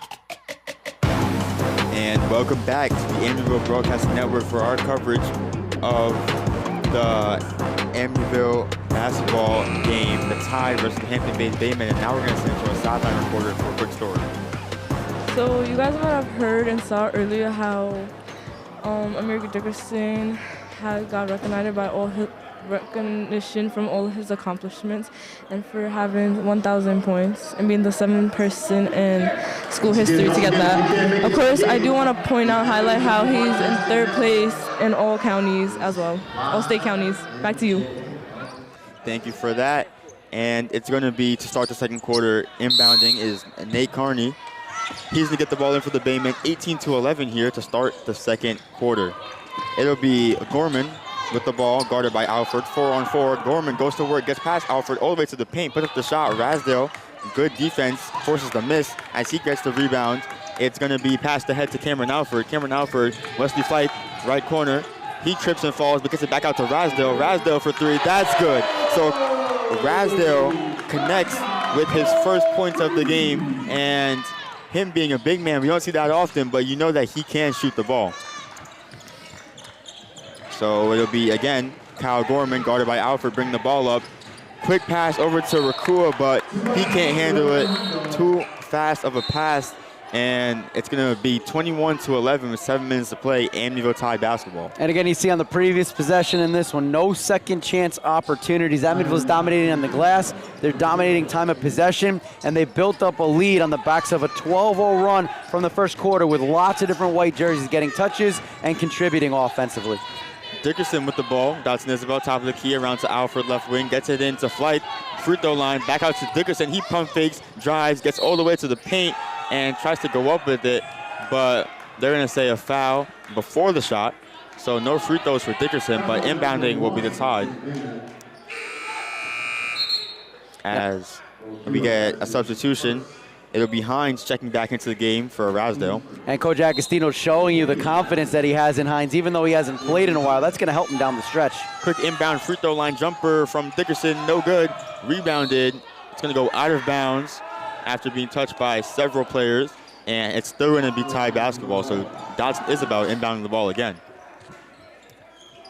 Dotson Isabel looking to get it to someone. He gets it to Alford, far corner, no good. Rebounded though by Dotson Isabel. Back out to Flight. Flight's three-pointer, bang!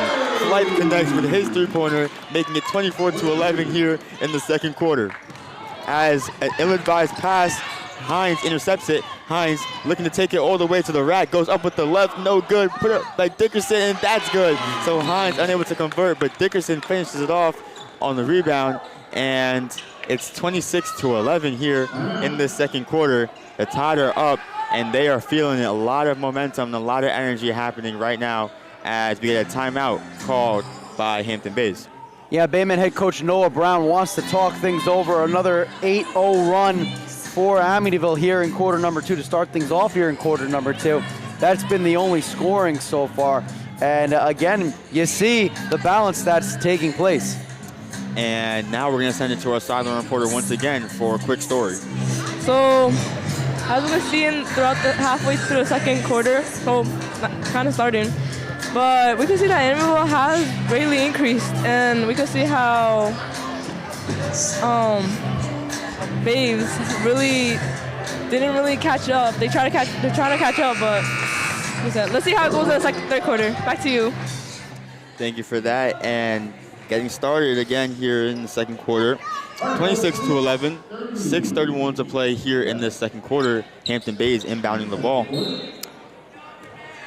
They're going to have to make it past this Tide defense, which is extremely aggressive. And they are going to have their little press break here. Keely Davis going to bring the ball up. Tries to get it to Rakua, but it's going to be tipped out of bounds.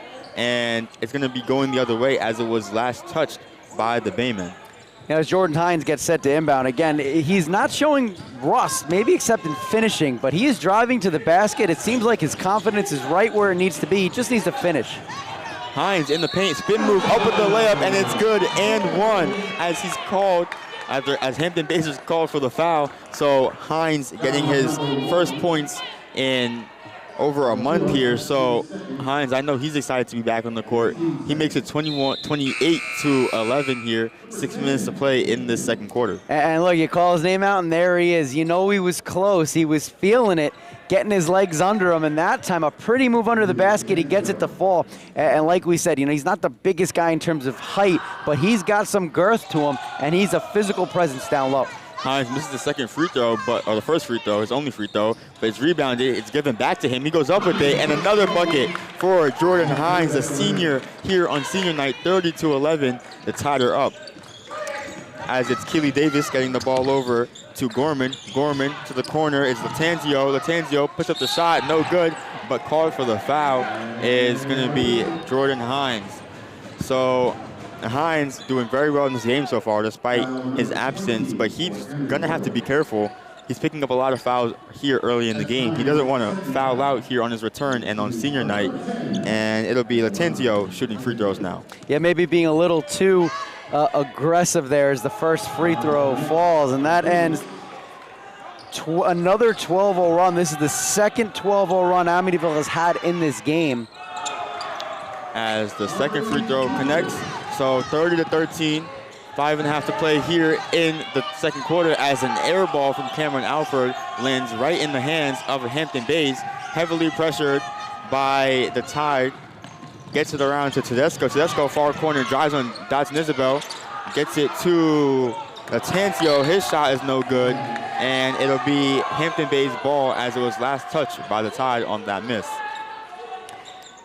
Good showing, traveling well. The fans of Hampton Bay, it's a long trip coming out here. The JV team in the stands rooting their team on. Despite the score, I like the energy. It's inbounded, gotten around to Tedesco. Tedesco on the wing, pump fake from the corners. Keely Davis, he drives, tries to spin on Dickerson, gives it back up to Tedesco. Tedesco blocked from behind, and it's going to be Dickerson now with the ball, bringing it up for the Tide. Dickerson takes the three, gets it into Alford. Alford wide open in the paint, and that makes it 32-13. 5 minutes to play here in the second quarter. And that's what you do. Amir Dickerson, everybody draws the defense to him. That's going to leave some other people going. And Amir Dickerson, patient, great vision. He finds Alfred with the easy lay-in as the defense collapsed around number 24. Carney now with the ball to Keely Davis on the perimeter. Gets it into Gorman. Gorman looking for someone, gets out to Tedesco, right wing, just short, rebounded by Dickerson. Dickerson looking ahead, makes it past to Dotson Isabel. Dotson Isabel doesn't pull up for three, gets to Hines. Hines in the corner, drives, left baseline, puts it up with the right, that's good. So the third bucket for Hines in this game. He seems like he's getting hot now, and it's gonna be another timeout by Coach Brown for the Baymen as they look to talk things over. Hampton Bays doesn't have a field goal yet in the second quarter. They just have a couple points from the charity stripe by Julius Latanzio. And I love how the offense, it just looks so much more balanced. What a presence that Jordan Hines has added to this team. He missed a few shots early on, but now he's starting to connect. Hines with 6 points so far here. We're only halfway through, not even halfway through quarter number 2. Amir Dickerson with 8 points, and Wesley Flythe doing his job as a senior as well. He has 7 points. Alan Dotson Isabel with 6 points. So their best players are playing like their best players. But having Jordan Hines back in this lineup and having a little bit of time before the postseason starts so he can get more in game shape, this could really give Amityville a spark as they head towards the postseason. Yeah, the Tide look like a completely different team whenever Hines is on the floor. It seems like, they're able to rebound better, more second chance opportunities. And it'll be really interesting to see rematches such as the Mount Sinai game where the Tide fell last time in overtime. How will Hines impact that game as he's been a driving force for the Tide early in this game? It's 34-13 here in the second quarter as the timeout finishes up. The Tide taking the court. They look poised, and although there's a lot of festivities happening today, it doesn't look like the Tide have lost focus at all. So Hampton Bays inbounding. It'll be Carney looking to get the ball in. Carney does get it into Keely Davis. And Keely Davis, Latanzio, back to Keely Davis. And he's going to give it to Carney as he crosses half court. He's guarded by Flight. It's going to be passes here on the perimeter. Driving by Gorman. Gorman up with the left. That's good. And he crashes into the wall as he finishes that layup. So points there for Hampton Bays. Their first And Dickerson goes up for the mid-range jumper from the elbow, no good. And it'll be pulled down by Keely Davis. Keely Davis quick pass to Gorman. Gorman tries to get a quick pass to Latanzio, and he does, but turnover as Latanzio took one too many steps there on the attempt to convert the fast break. You know, Hampton Bays hasn't really turned the ball over much, and their ball movement has been pretty good. They've gotten some open looks. The problem is, A, they're not converting their shots, and B, they're not generating any second chances on the offensive glass. Credit that to the defense by Amityville. So Flight's going to take it all the way here, misses the shot at the rim, and it'll be rebounded by the Baymen. Now it's Tedesco. Tedesco loses the ball. It's recovered by him, though, underneath the basket, given up to his teammate, puts up the shot, it's Gorman, and Gorman gets that shot to go. So number 4, Kyle Gorman on the board again for the Baymen. And 34-17, 3.5 to play here in the second quarter as Dickerson gets a screen from Hines, gets it to Flight, left wing. Flight drives, mid-range jumper, no good, rebounded by Rasdale, put back up, and that's good. So Rasdale, more points on the board. He has 5 today as he gets that putback to go. Pass tipped, but recovered by the Baymen. And it'll be Gorman now to Latanzio and Carney. Keely Davis now back to Carney. Carney in the corner, Tedesco. Tedesco picks up his dribble, has to get to someone, does he get to Carney. Carney pull-up jumper from the elbow, no good. And rebounded by Hines. Hines will get it ahead to Dickerson. Dickerson takes the 3, goes to work on his defender, gets it out to Flight, top of the key 3. That's no good, misses just left. Rasdale catches it, puts it back up, and that's good. So Rasdale heavily affecting this game as he's been getting a lot of rebounds and generating second chance opportunities for the Tide in this game. Yeah, Rasdale probably not happy. He started the game on the bench today. It was the right move getting Hines back out there, but Rasdale with 7 points here in the first half. As Dodson Isabel guarding now to Keely Davis. Tedesco, left corner, gets the ball into Gorman. Gorman layup, no good. Rebounded by Dickerson. 2 minutes to play here in this first half.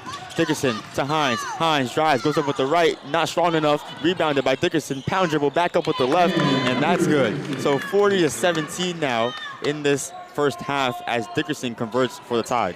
Double figures for Dickerson now on the score sheet. 6-0 run for Amityville. Keely Davis guarded by number 22, Rasdale, around to Gorman. Now Gorman to Tedesco, right wing. Tedesco drives, picks up his dribble, gets it back to Carney. Carney from the wing, his three-pointer, no good. Rebounded by Dodson Isabel. 1:40 to play. Dodson Isabel with the fast break, gets it ahead, bounce past the Flight. Flight goes up with the right, that's good. So Flight hits the deck and converts the layup for a chance to put up 3 points with this play as he gets fouled by on the shot. So Flight here shooting free throws, 42-17, 1.5 to play in the second quarter. And Flight is been a driving force for this Tide, and he's looking to put some more points on the board with this free throw. Flight averaging 7.3 points per game. 8 points in the last contest, the loss versus Kings Park, but he's been playing very well today. Misses the free throw, but it's rebounded by Dickerson. Put back up, no good. Put back up again by Dickerson, and it rolls in. So Dickerson puts more points on the board for the Tide, 44-17 here in this first half.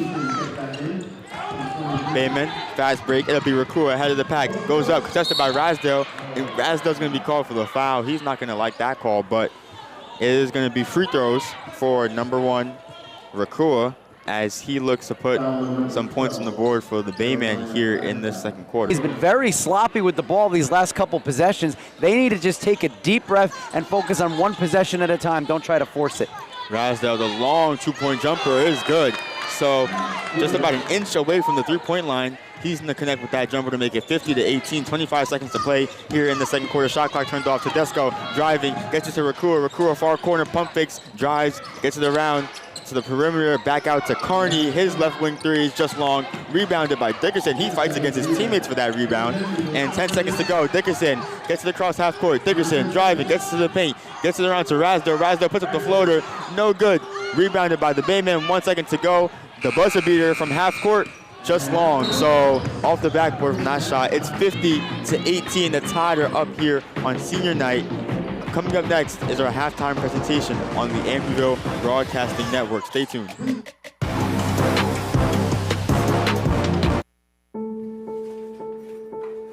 We all make choices. When it comes to alcohol, kids make choices whether to drink or not. Bye, Dad. Bye-bye. Remember, I'm going to Alex's party tonight and sleeping over. Have fun. Hey, have a seat for a second. Remind me about that party again? Alex is just... And adults make choices whether to talk about it. That's true of parents and every other trusted adult in a kid's life. Kids want to know our expectations when it comes to alcohol and other drugs. They want guidance and honest answers to their questions. And it makes a difference when the message is consistent and part of everyday conversations. So talk with your kids and help lead them on a positive path. Because when you talk, they hear you. For more information about talking with your kids about underage use of alcohol and other drugs, visit underagedrinking.samhsa.gov.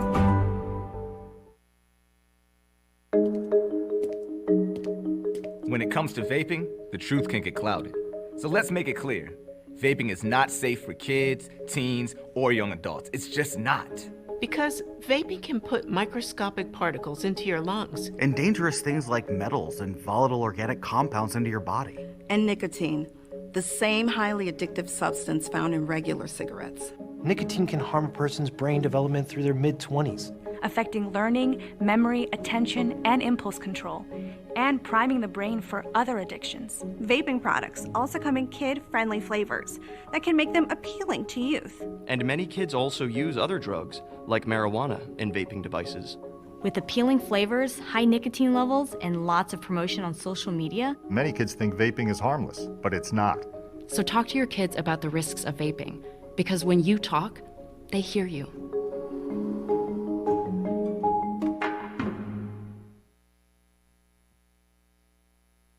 Hi, this is Cameron Alford, shooting guard for the Amityville Tide, and you're watching Tide Basketball on the Amityville Tide Broadcasting Network. It's the Tide Basketball Halftime Show on the Amityville Broadcasting Network. Welcome back to the Amityville Broadcasting Network. I'm going to be your host today for the halftime show. Christian Chicas with... And Catherine. So, looking at that game so far, the points currently are 50-18. Amityville leading with 50. It's definitely been an explosive game so far. A lot of things have been going on, but would you like to tell us a little bit about the game so far? What are your thoughts on it? My thoughts on it with Amityville is I love how strong Amityville went, and of course kept that consistent the second quarter. Yeah, and we can see that the Amityville isn't burning out since the first and second quarter. They kept going, draining out the Hamptons. They're seeing that they're getting tired and that they're trying hard to catch up with Amityville, but as the score right now, I don't think they're going to make it. Oh, 100%. Yeah, I mean, looking at that second quarter, Amityville scored a whole 32 points in that second quarter compared to Hampton's 7 points, which is honestly insane. But getting a little bit back into it, looking at that first quarter, Hampton immediately started off with 4 points, one of those being from a free throw, and then Amityville immediately went on a 12-0 run, which is incredible. That's what you want to see as a coach. I agree as well. I also saw how that Hampton Bay were given, like, what Christian Chica said, wasn't how, like, Amityville were having more free throws. I could see how Hampton Bay, they didn't really have communication. It wasn't there. Yeah, as we can see that Amityville started to communicate with more of their team and trying to get up into the scores and all that. 100%. We've seen a lot of ball movement this game with Dodson, Isabel, and Amir Dickerson always passing that ball around trying to catch more opportunities. But I feel like we're seeing it a lot more this game where we see them, they're comfortable with the ball. They came into the game being comfortable, immediately having that chemistry. And I feel like everyone on this team is confiding in Amir to give them the opportunities to pass that ball around. And we've seen a lot of three-pointers because of it. Right. As we see, different other people are shooting, getting threes, and actually working around, because knowing that as Amir is going to leave, they have to work on themselves, trying to see if they could be the next him. I agree as well. I agree with what I'm saying, how that they were, Amir was trying to lead on and having more throws for their other teammates as well. Yeah, 100%. I mean, we see Dodson, Isabel. We see him immediately coming out and scoring 2 3-pointers for Amityville, putting them in a 6-0 lead. And then we see a lot of consistency with Amir as well. Amir scoring 2 2-pointers, 1 3-pointer, and 1 free throw later on.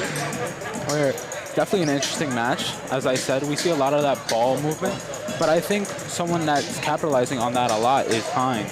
Jordan Hines, who's recently come back from being injured, is definitely putting his worth down, scoring 6 points between the first and second quarter, which for someone who hasn't played for most of the season so far is incredibly impressive.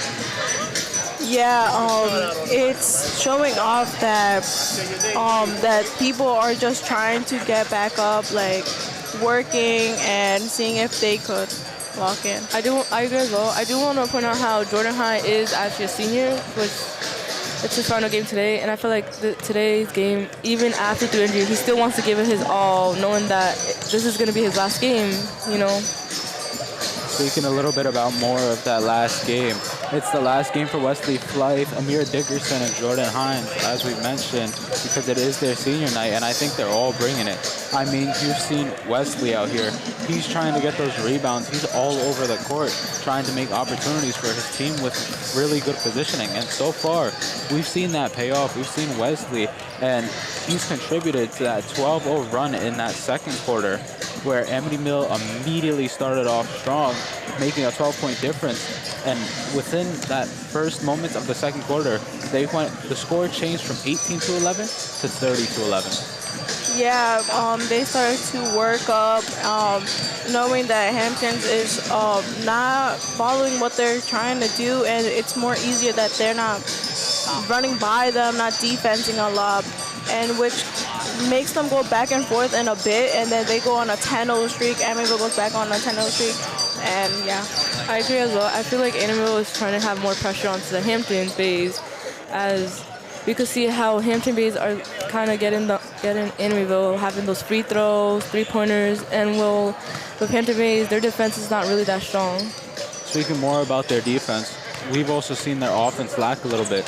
When they get the ball back, we've seen 2 times in the second quarter, Amityville's able to steal the ball and either put up a free rebound or they'll get free throws from a foul, which is honestly, as Hampton Bays, you don't want to see that. You don't want to have your defense loose like that. You don't want to have your offense loose. You want a tight-knit, close game with your chemistry in the team where you'll have them always working together.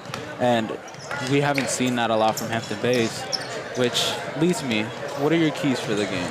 My keys is to see if Amityville will continue going how they are, staying as strong and all that, and see if the Hamptons will continue to try to get their scores up and see if they will communicate better. My keys are similar to hers as well. What I'm trying to see as well is if Amityville is going to keep that consistency throughout third and fourth quarter, and if by any chance Hampton Bay will catch up and might be in the lead. 100%. Consistency is going to be a lot this game, as we've seen in the last match with the matchup these two.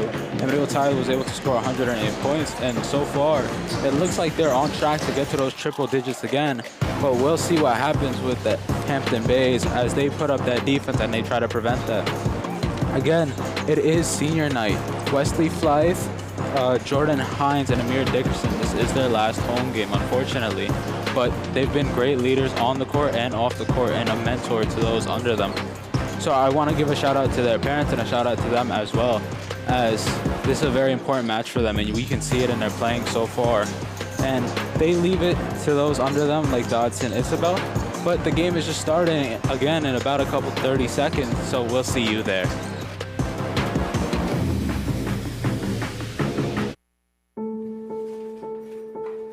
We all make choices. When it comes to alcohol, kids make choices whether to drink or not. Bye, Dad. Bye-bye. Remember, I'm going to Alex's party tonight and sleeping over. Have fun. Hey, have a seat for a second. Remind me about that party again? Alex is just... And adults make choices whether to talk about it. That's true of parents and every other trusted adult in a kid's life. Kids want to know our expectations when it comes to alcohol and other drugs. They want guidance and honest answers to their questions. And it makes a difference when the message is consistent and part of everyday conversations. So talk with your kids and help lead them on a positive path. Because when you talk, they hear you. For more information about talking with your kids about underage use of alcohol and other drugs, visit underagedrinking.samhsa.gov.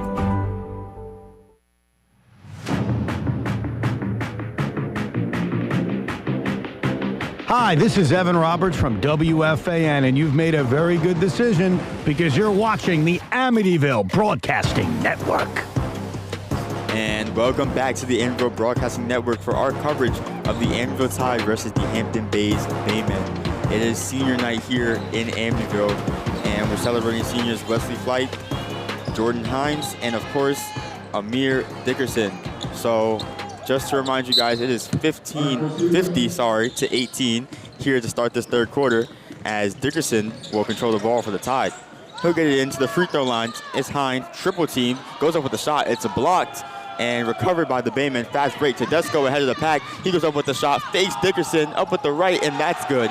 So Hampton Bays coming off to a strong start here in this third quarter, 50 to 20 now, as Flight receives the ball left corner to Dickerson. Dickerson loses it, and he can't touch her, or else it's going to be a backward violation. So a game of chicken here between Dickerson and Tedesco, and it'll be Hampton Bays ball. Yeah, Tedesco didn't want to risk trying to pick it up and not getting it cleanly. Dickerson was ready to pounce on it. It ends up touching his toe. Heads up play. Again, that awareness by Dickerson. Tedesco, his first points since the first points of the game for this team. Quick pass to Keely Davis. Gets the pass into the block. Up with the shot is Latanzio, no good. Rebounded by the Tide. Dickerson ahead of the pack. Has to get to Alford, but the pass is too strong, too far ahead of him. So a bit rushed there is the Tide, but again, they're up by 30 here in this matchup. So let's see how they can remain composed for the rest of this game, as the press is broken. It's going to be Rakua ahead of the pack. Gets it over to Tedesco. Tedesco sends Alford flying with a pump fake just short on the three-pointer. Rebounded by Dodson Isabel. Given to Dickerson. Dickerson right wing. Gets all the way to the basket. Up with the right. That's good. So Dickerson makes it 52 to 20 here. 7 minutes to play in this third quarter. Tedesco now gets it to Latanzio. Latanzio on the elbow. Loses the ball. Gets it back, but stolen by Alford. Alford can't pass it. He tries to get it to Dodson Isabel, but a double dribble is called as he's unable to corral it. So 52 to 20 here, 6:47 to play in the third quarter. And we're seeing much of the same that we saw positive-wise from Amityville, spreading out the ball offensively, not allowing second chance opportunities defensively. So Rakua now has the ball, and he's going to get it to Gorman. So Gorman guarded by Dodson Isabel. Screen. Drives all the way to the paint, up with the right, wide open layup. And Gorman makes it 52 to 22, as Coach Price is going to call a timeout for the Tide. He didn't like that play, as Gorman was wide open with that lane, and easy buckets like that are not a way to finish out a game against a team who is going to keep fighting all the way until the very end. Yeah, that was a defensive breakdown. Effort's a big thing, and that's something Coach Agostino always praises his team about.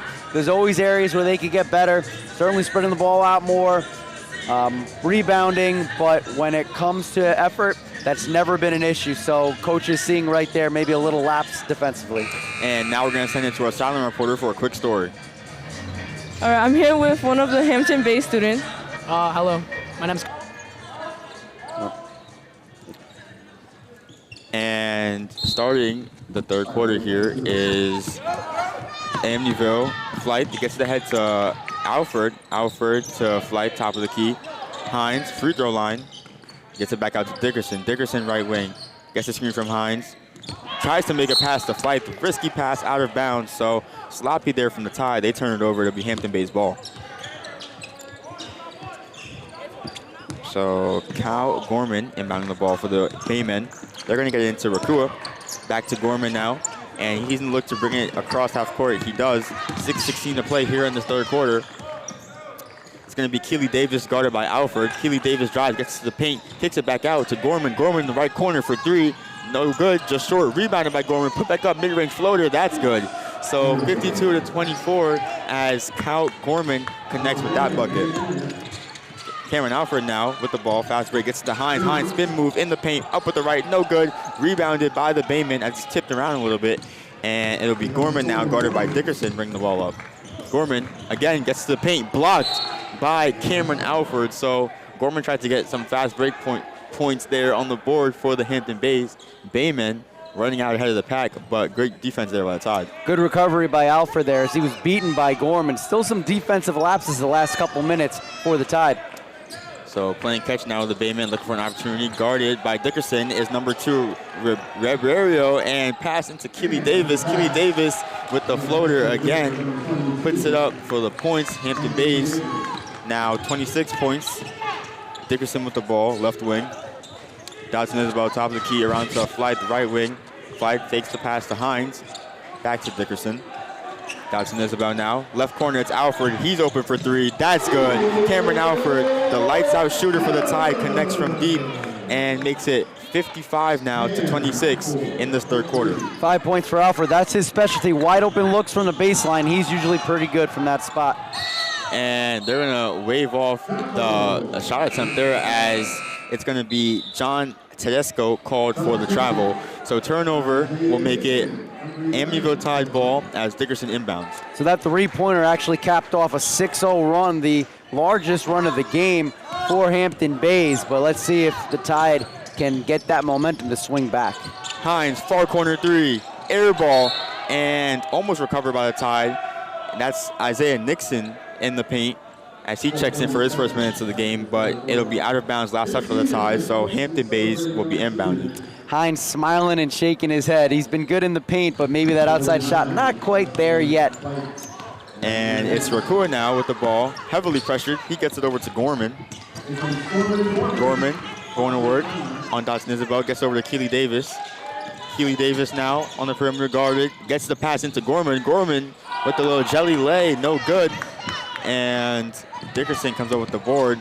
Dodson Isabel now, bring the ball up, gets it to Nixon. Nixon wide open in the corner for 3. That's good. Isaiah Nixon connects from deep, making it 58 to 26. Tide in the lead, but a fast break for Tedesco. Puts it up, no good. It goes in and out on the wide open layup, but he gets the second chance and he puts it away.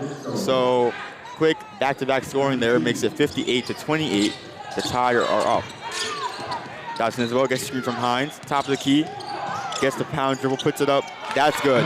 So Dodson Isabel puts the Tide back up now by over 30 points as the Hampton Bays Baymen look to respond. It's tipped, it goes out of bounds. Last touch by the Tide, so it'll still be Hampton Bays ball. So Alan Dodson Isabel, let's talk about his play over these last couple minutes. First of all, wow, what an effort with the basketball. The dribbling skills off the chart. He broke the ankles, drew the defense, got the wide open three-point look for Nixon, and then comes back with a field goal, and he is now in double figures for Amityville. And he grabs a steal, gets the head to Rasdale. Rasdale puts up the bucket. So Rasdale and Dodson Isabel running laps around this Hampton Bays Baymen team, and that's going to make it 62 to 28 here in the second half. As Gorman Tedesco, far corner 3, no good. Rebounded by Dodson Isabel, again impacting the game as he's heavily pressured, but he's gonna get it ahead to Dickerson. Dickerson, Alford in the corner for 3, wide open, no good, just short. Rebounded by Alford, put back up with the right, that's good. So Cameron Alford misses the 3, but gets the rebound, and we're gonna get a timeout from Coach Brown of the Baymen. He doesn't like that Alford was number 1 open, but then number 2 able to get the second chance opportunity and get that bucket. We have had some crazy momentum swings here in the third quarter. A 6-0 run for the Baymen. Amityville answers back with a 6-0 run. And then Tedesco, who's supposed to be their best player, averaging almost 15 points a game. He gets a field goal. And then another 6-0 run. And if you look at who's scoring, let's just look at this quarter for Amityville. Amir Dickerson got things started. Then it was Cameron Alford, followed by Isaiah Nixon, a wide open three-pointer off the great pass from Dodson Isabel. Then Dodson Isabel gets on the board. Jeremiah Rasdale contributes, and then back to Alford, and you said it right. He misses the three-pointer, but he follows up his shot. How many players do you see do that? A lot of players will take the three-pointer, they will stand there and watch to see if it goes in. He follows up his shot, able to get his own rebound and drives aggressively to the basket, which we haven't really seen a lot of that from Cameron Alford this year. So balanced scoring, slow start to this quarter, but it seems like Amityville has once again found their game. Alford, an important piece of this Amityville Tide team, his first year in Amityville. As the Baymen get the ball in, it's Rakua now to Carney. Carney to Gorman, top of the key, guarded by Dodson Isabel. Dribble handoff, Keely Davis, pressured on the perimeter. Pass around to Tedesco, right wing. Tedesco tries to drive, but he's going to lose the dribble, and it's going to be kicked. And it's going to be Hampton Bay's ball, as there was a foul on Rasdale. So the Baymen now inbounding. Carney tries to get it into Gorman, but it's stolen by Nixon. Pass ahead to Alford. Alford going up with the shot. No, fake to Dickerson. And Dickerson puts it up. Dickerson was calling for an alley-oop there, and Alfred didn't quite see it. But 66-28, 2.5 to play here in this third quarter. 16 points now for Dickerson. Unselfish play by Alford, letting the senior get the easy basket. So playing catch on the perimeter of the Baymen. Gorman now with the ball on the elbow. Bounce pass to Rakua. It's going to be out of bounds. Last touch by Amir Dickerson. So it'll be Hampton Bay's inbounding. So I've seen it all game. You know, credit to the Baymen. Their ball movement has been excellent. They just haven't been able to finish their shots or convert or get any second chance opportunities. And speaking of converting, Tedesco does just that on the bounce pass, inbound pass from his teammate. So 66-30 now, 2 minutes to play. Dodson Isabel pressured heavy at half court, breaks the pressure though. And it's going to be number 23, J.J. Washington with the ball, gets it back to Dickerson. Dodson Isabel, sorry. Now to Dickerson, his corner, his wing three, bounces around the rim, no good. Rebounded now by Washington, and it's going to be a jump ball. It's going to be a foul, so it'll be a Tide inbounding as Rakua is called for the foul, his third foul of the game. Good effort underneath by Washington. That last basket for Tedesco puts him in double figures and ends an 8-0 run for Amityville. Alfred to Flight top of the key. Gets it back to Alfred. Alfred right wing gets it in to Washington. Washington pass, no look pass to Dodson Isabel. Dodson Isabel drives, gets to Dickerson. Dickerson up with the shot, that's good. So through about 3 or 4 Hampton Bay's defenders, Dickerson connects with that layup and makes it 68-30 at 1.5 to play here in this third quarter. And Alfred's gonna take a tumble as out of bounds. So Alfred does hit the deck, but he seems to be okay. It's still gonna be Baymen ball. 1:24 to play here in this third quarter. Yeah, Alfred known to hit the deck hard, as always max effort out of number 4. Carney inbounding, gets the ball into Tedesco.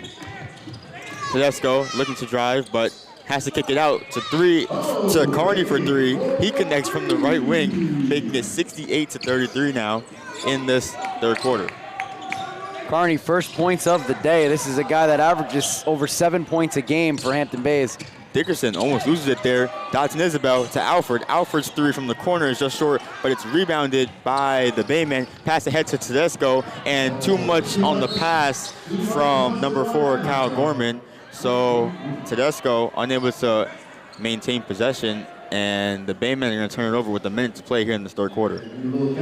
I wonder at what point maybe we start to see some more of Jack Agostino's bench coming in here. Last time these two teams played, game got a little bit out of hand, and everybody on the bench had contributed points offensively. So we'll see what happens there. Dodson will pass to Flight. Flight's up to Washington. Washington tries to dunk it, but he travels on the attempt. So it'll be a turnover. Hampton Bays now have the ball. 43 seconds to play. 68-33. The Tide are up in this third quarter. Yeah, we haven't seen a good dunk in a while. That would have gotten the crowd going nuts, but he does. That is the right call. That was a travel beforehand. So Carney now with the ball for the Baymen. Gets the pass into Gorman, but he just can't handle it. A little too high, a little too fast of a pass. And it's going to be a turnover. So Dodson Isabel now inbounding the ball. And 31 seconds remaining. The shot clock will be turned off. So the Tide have an opportunity to hold for the last shot, or maybe try to get a quick bucket and get back on defense.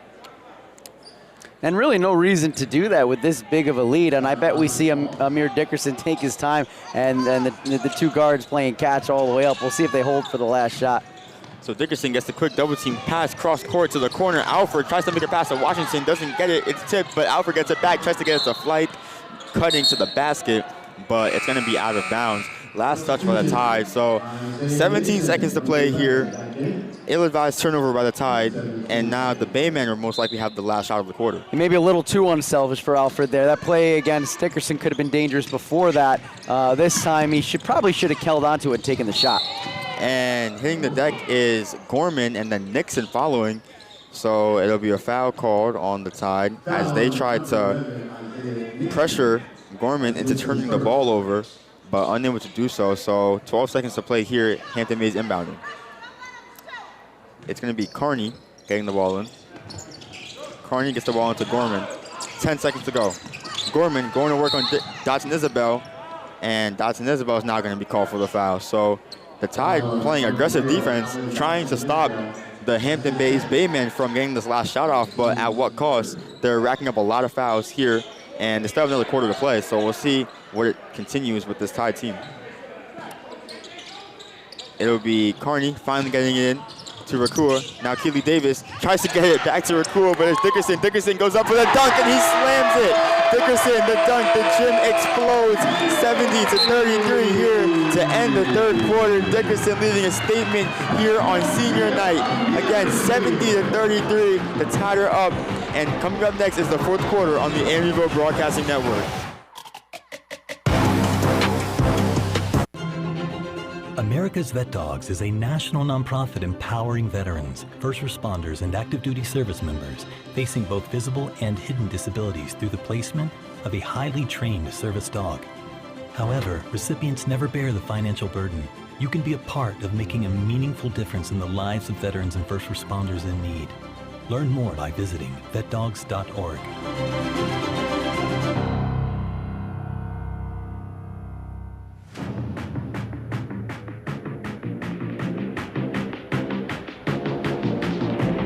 Hi, this is Amir Dickerson, point guard for the Amityville Tide, and you are watching Tide basketball on Amityville Broadcasting Network.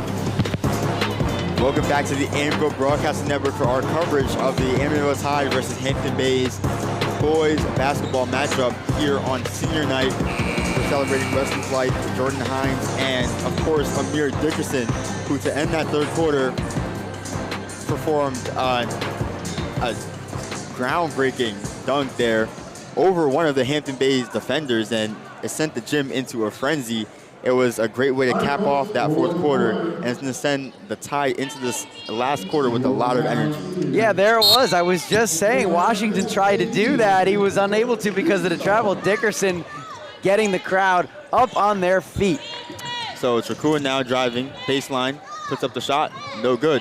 Too strong, so Washington pulls down the rebound, and Dotson Isabel bring the ball up for the Tide. Dotson Isabel drives all the way to the paint, floater, wide open, he's good with that shot. So 72-33 as we kick off this fourth quarter. And it'll be Carney now to Keely. Keely to Tedesco.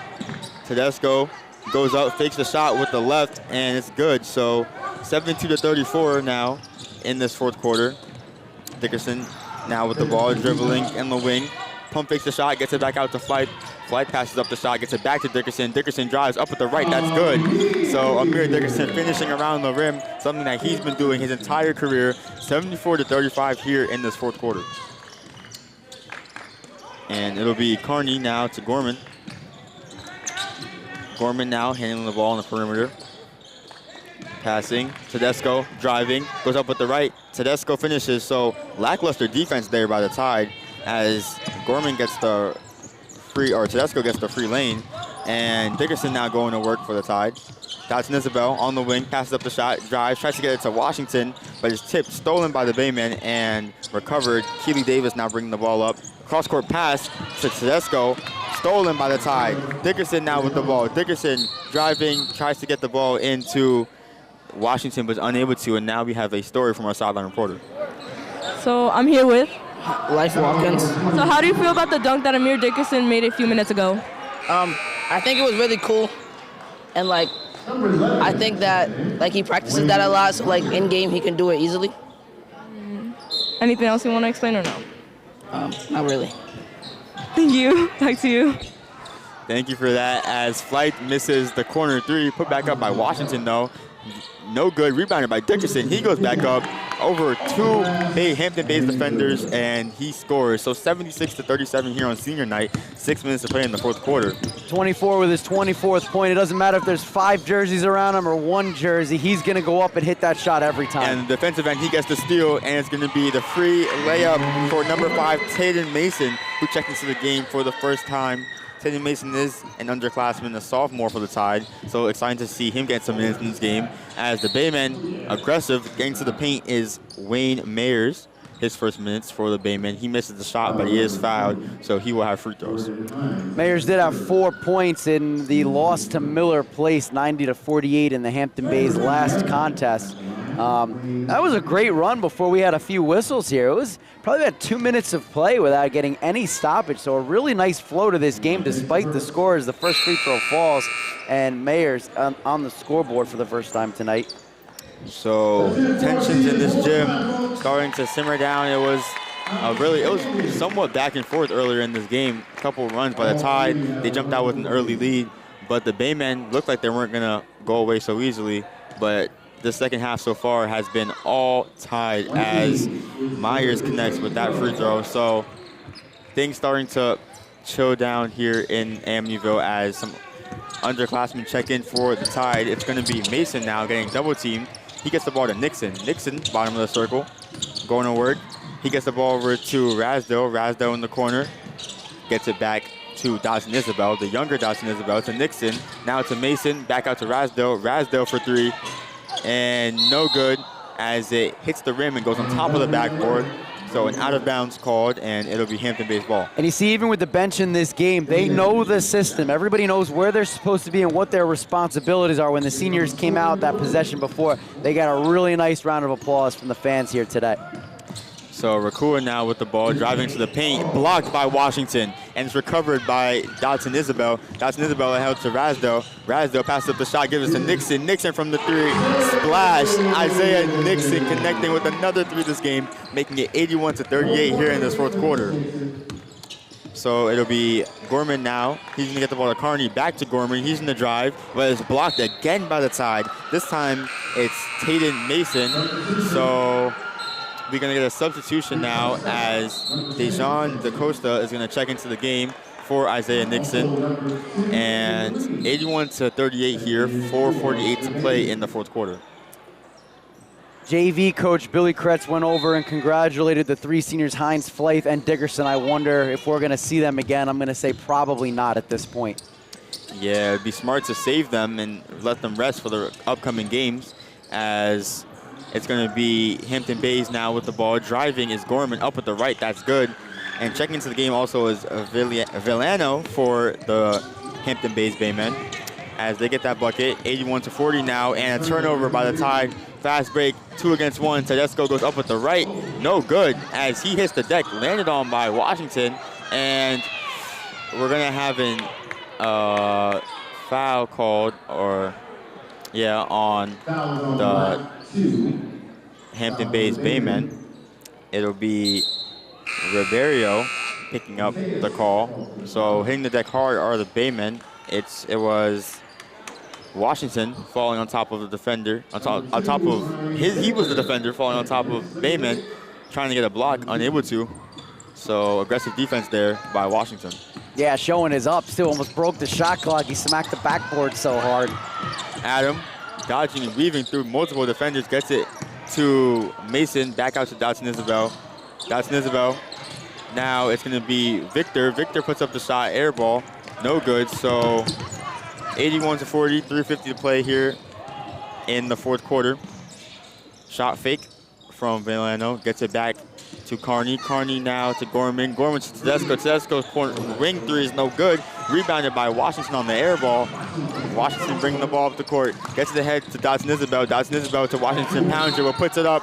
No good on the shot, but foul call. So J.J. Washington will head to the stripe with chance to put the Amityville Tide up by even more in this fourth quarter. Wow, what a great effort by Washington. That started on the opposite end of the court as he's able to get the turnover. He carries the ball up the court. We don't see him handling the ball too often. In between the legs dribble, made a great pass, received it back, drove to the basket, almost converted with a chance at three-point play as he misses the first free throw there. But Washington trying to take advantage of his minutes here and looking very good over the last couple of minutes, showing a lot of effort on both sides of the ball.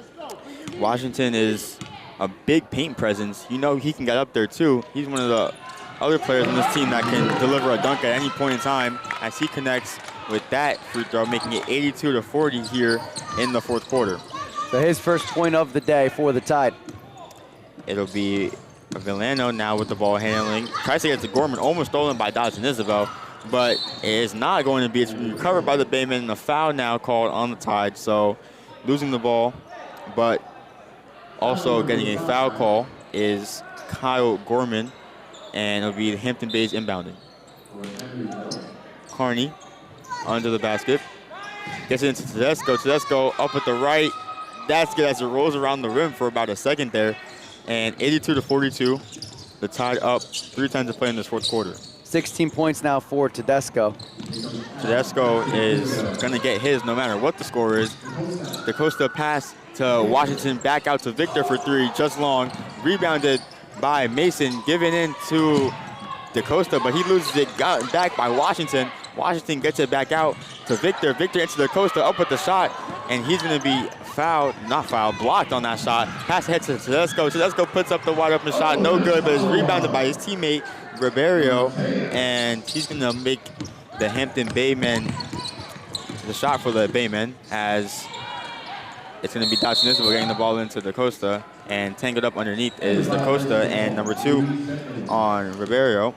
So it'll be a turnover on the jump ball call, and Carney inbounding for the Baymen. There's 2 things I love right now that's happening. Number 1, all the bench is in, and yet they all know the system. They all know where they're supposed to be. These could be the starters. They're playing with continuity. And 2, every time one of these players puts up a three-pointer, the Amityville bench, their starters, they're on their feet. They're cheering their teammates on. They're excited. They're still engaged in this game despite the score.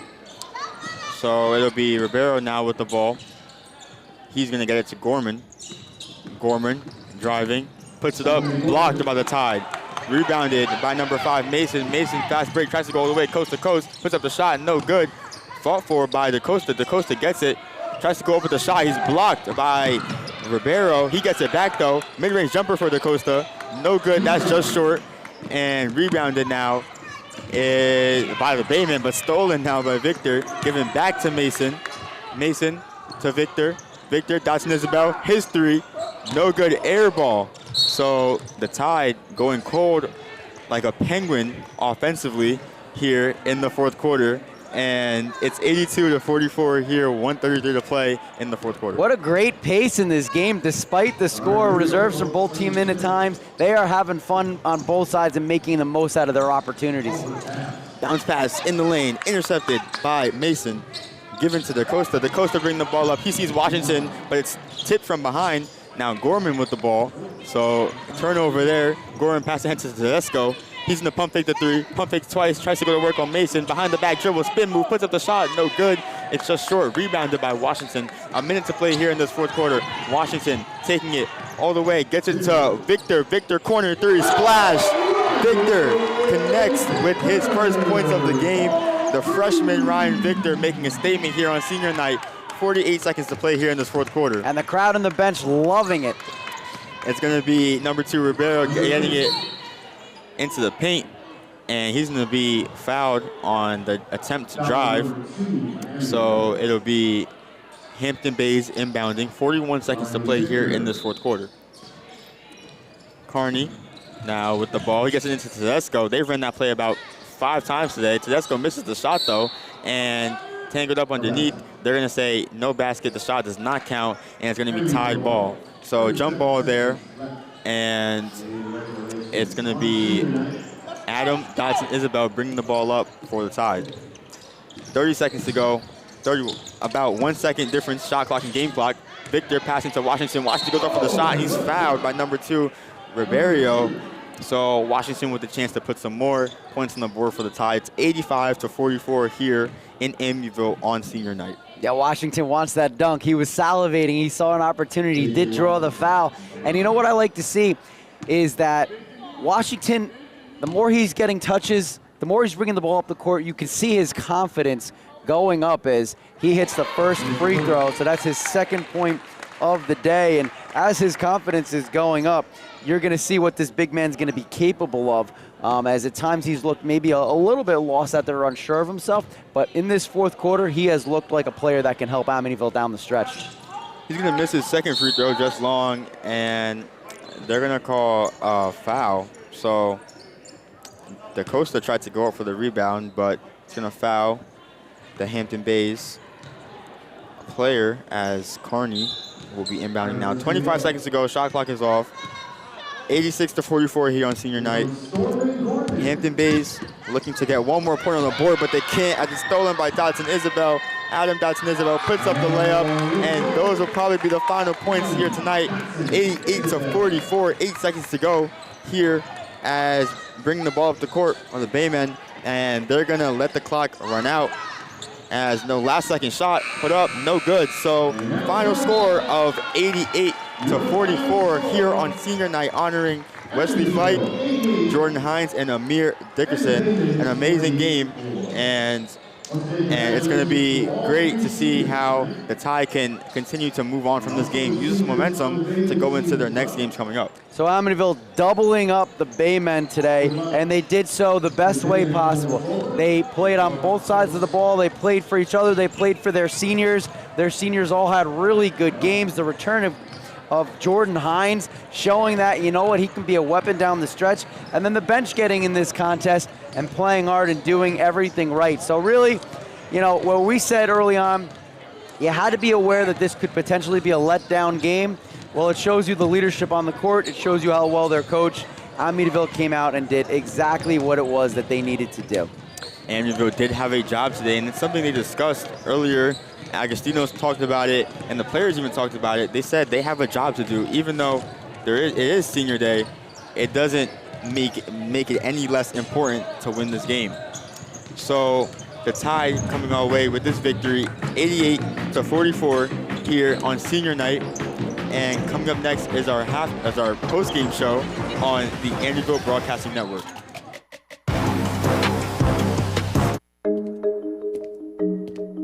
When it comes to vaping, the truth can get clouded.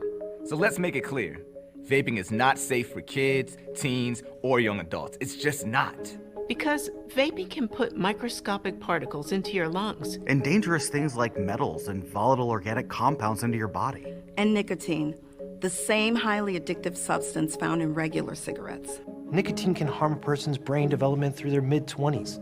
Affecting learning, memory, attention, and impulse control, and priming the brain for other addictions. Vaping products also come in kid-friendly flavors that can make them appealing to youth. And many kids also use other drugs, like marijuana, in vaping devices.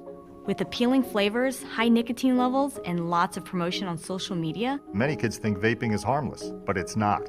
So talk to your kids about the risks of vaping, because when you talk, they hear you.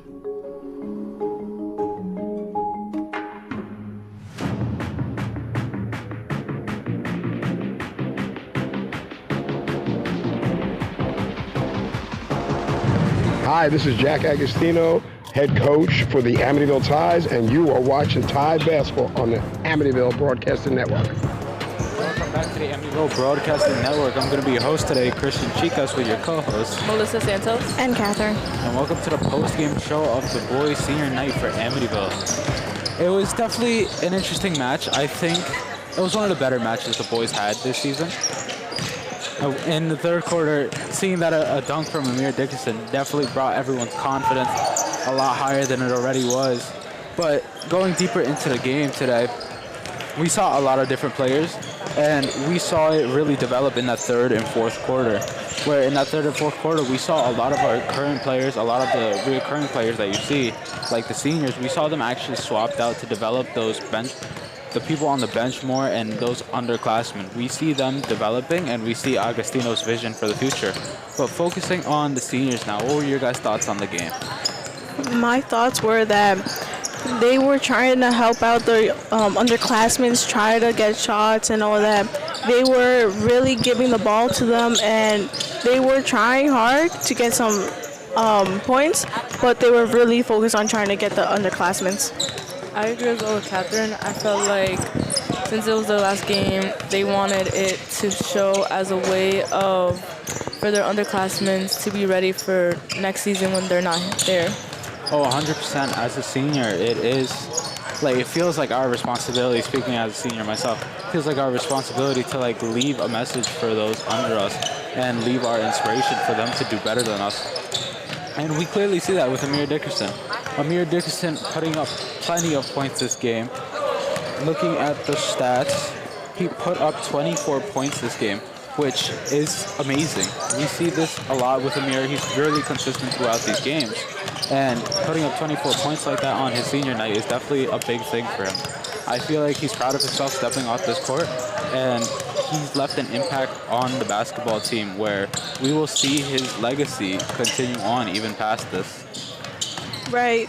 As we saw that he did a dunk in the third quarter, that really inspired his rest of this team and his other teammates to do the same or try to do something that would be helping him do better. I agree as well, as Catherine said and Chica said earlier, how when he did that dunk, it gave motivation not only to his team, but as well gave more to the crowd of that was supporting him as well. Oh, 100%. And going a little more into the statistical side here, and that at the start of halftime, which is the start of the second quarter, or not the second quarter, the start of the second half, my fault, they came in with 50-18 with a 32-point lead. And we see in that third quarter, Hampton Bays went on a 6-0 run, but Amityville did not follow that far behind, as they immediately went on a 6-0 run themselves, and then another 8-0 run right after that. So we can definitely see Amityville is definitely keeping up consistent this game compared to their other games where they may have been a little more inconsistent. This game, they were definitely being consistent, definitely going for those runs as we saw in that first quarter. They went on a 12-0 run, and the same in that second quarter, them going on a 12-0 run as well. Amityville is definitely putting up those points this game, definitely with the guidance of their seniors like Amir Dickerson, and also Alan Dodson Isabella. I wouldn't want to forget him. Definitely putting up those three-pointers, making a huge impact on this team. And like I said, we've seen more steals, which eventually led into more points. Right, we see them as working together, and it really helped the team to get comfortable with the scoring. I agree as well. I do want to point out how with the seniors, with Alan Dotson, Isabel, and the other seniors, given those scorings, it did give motivation to the underclassmen to make those 3 points and to make more up 2 points as well. 100%, and I think we'll see that in the future coming up as we see them develop as players in future years. I just wanted to know, what were your guys' final thoughts on the game?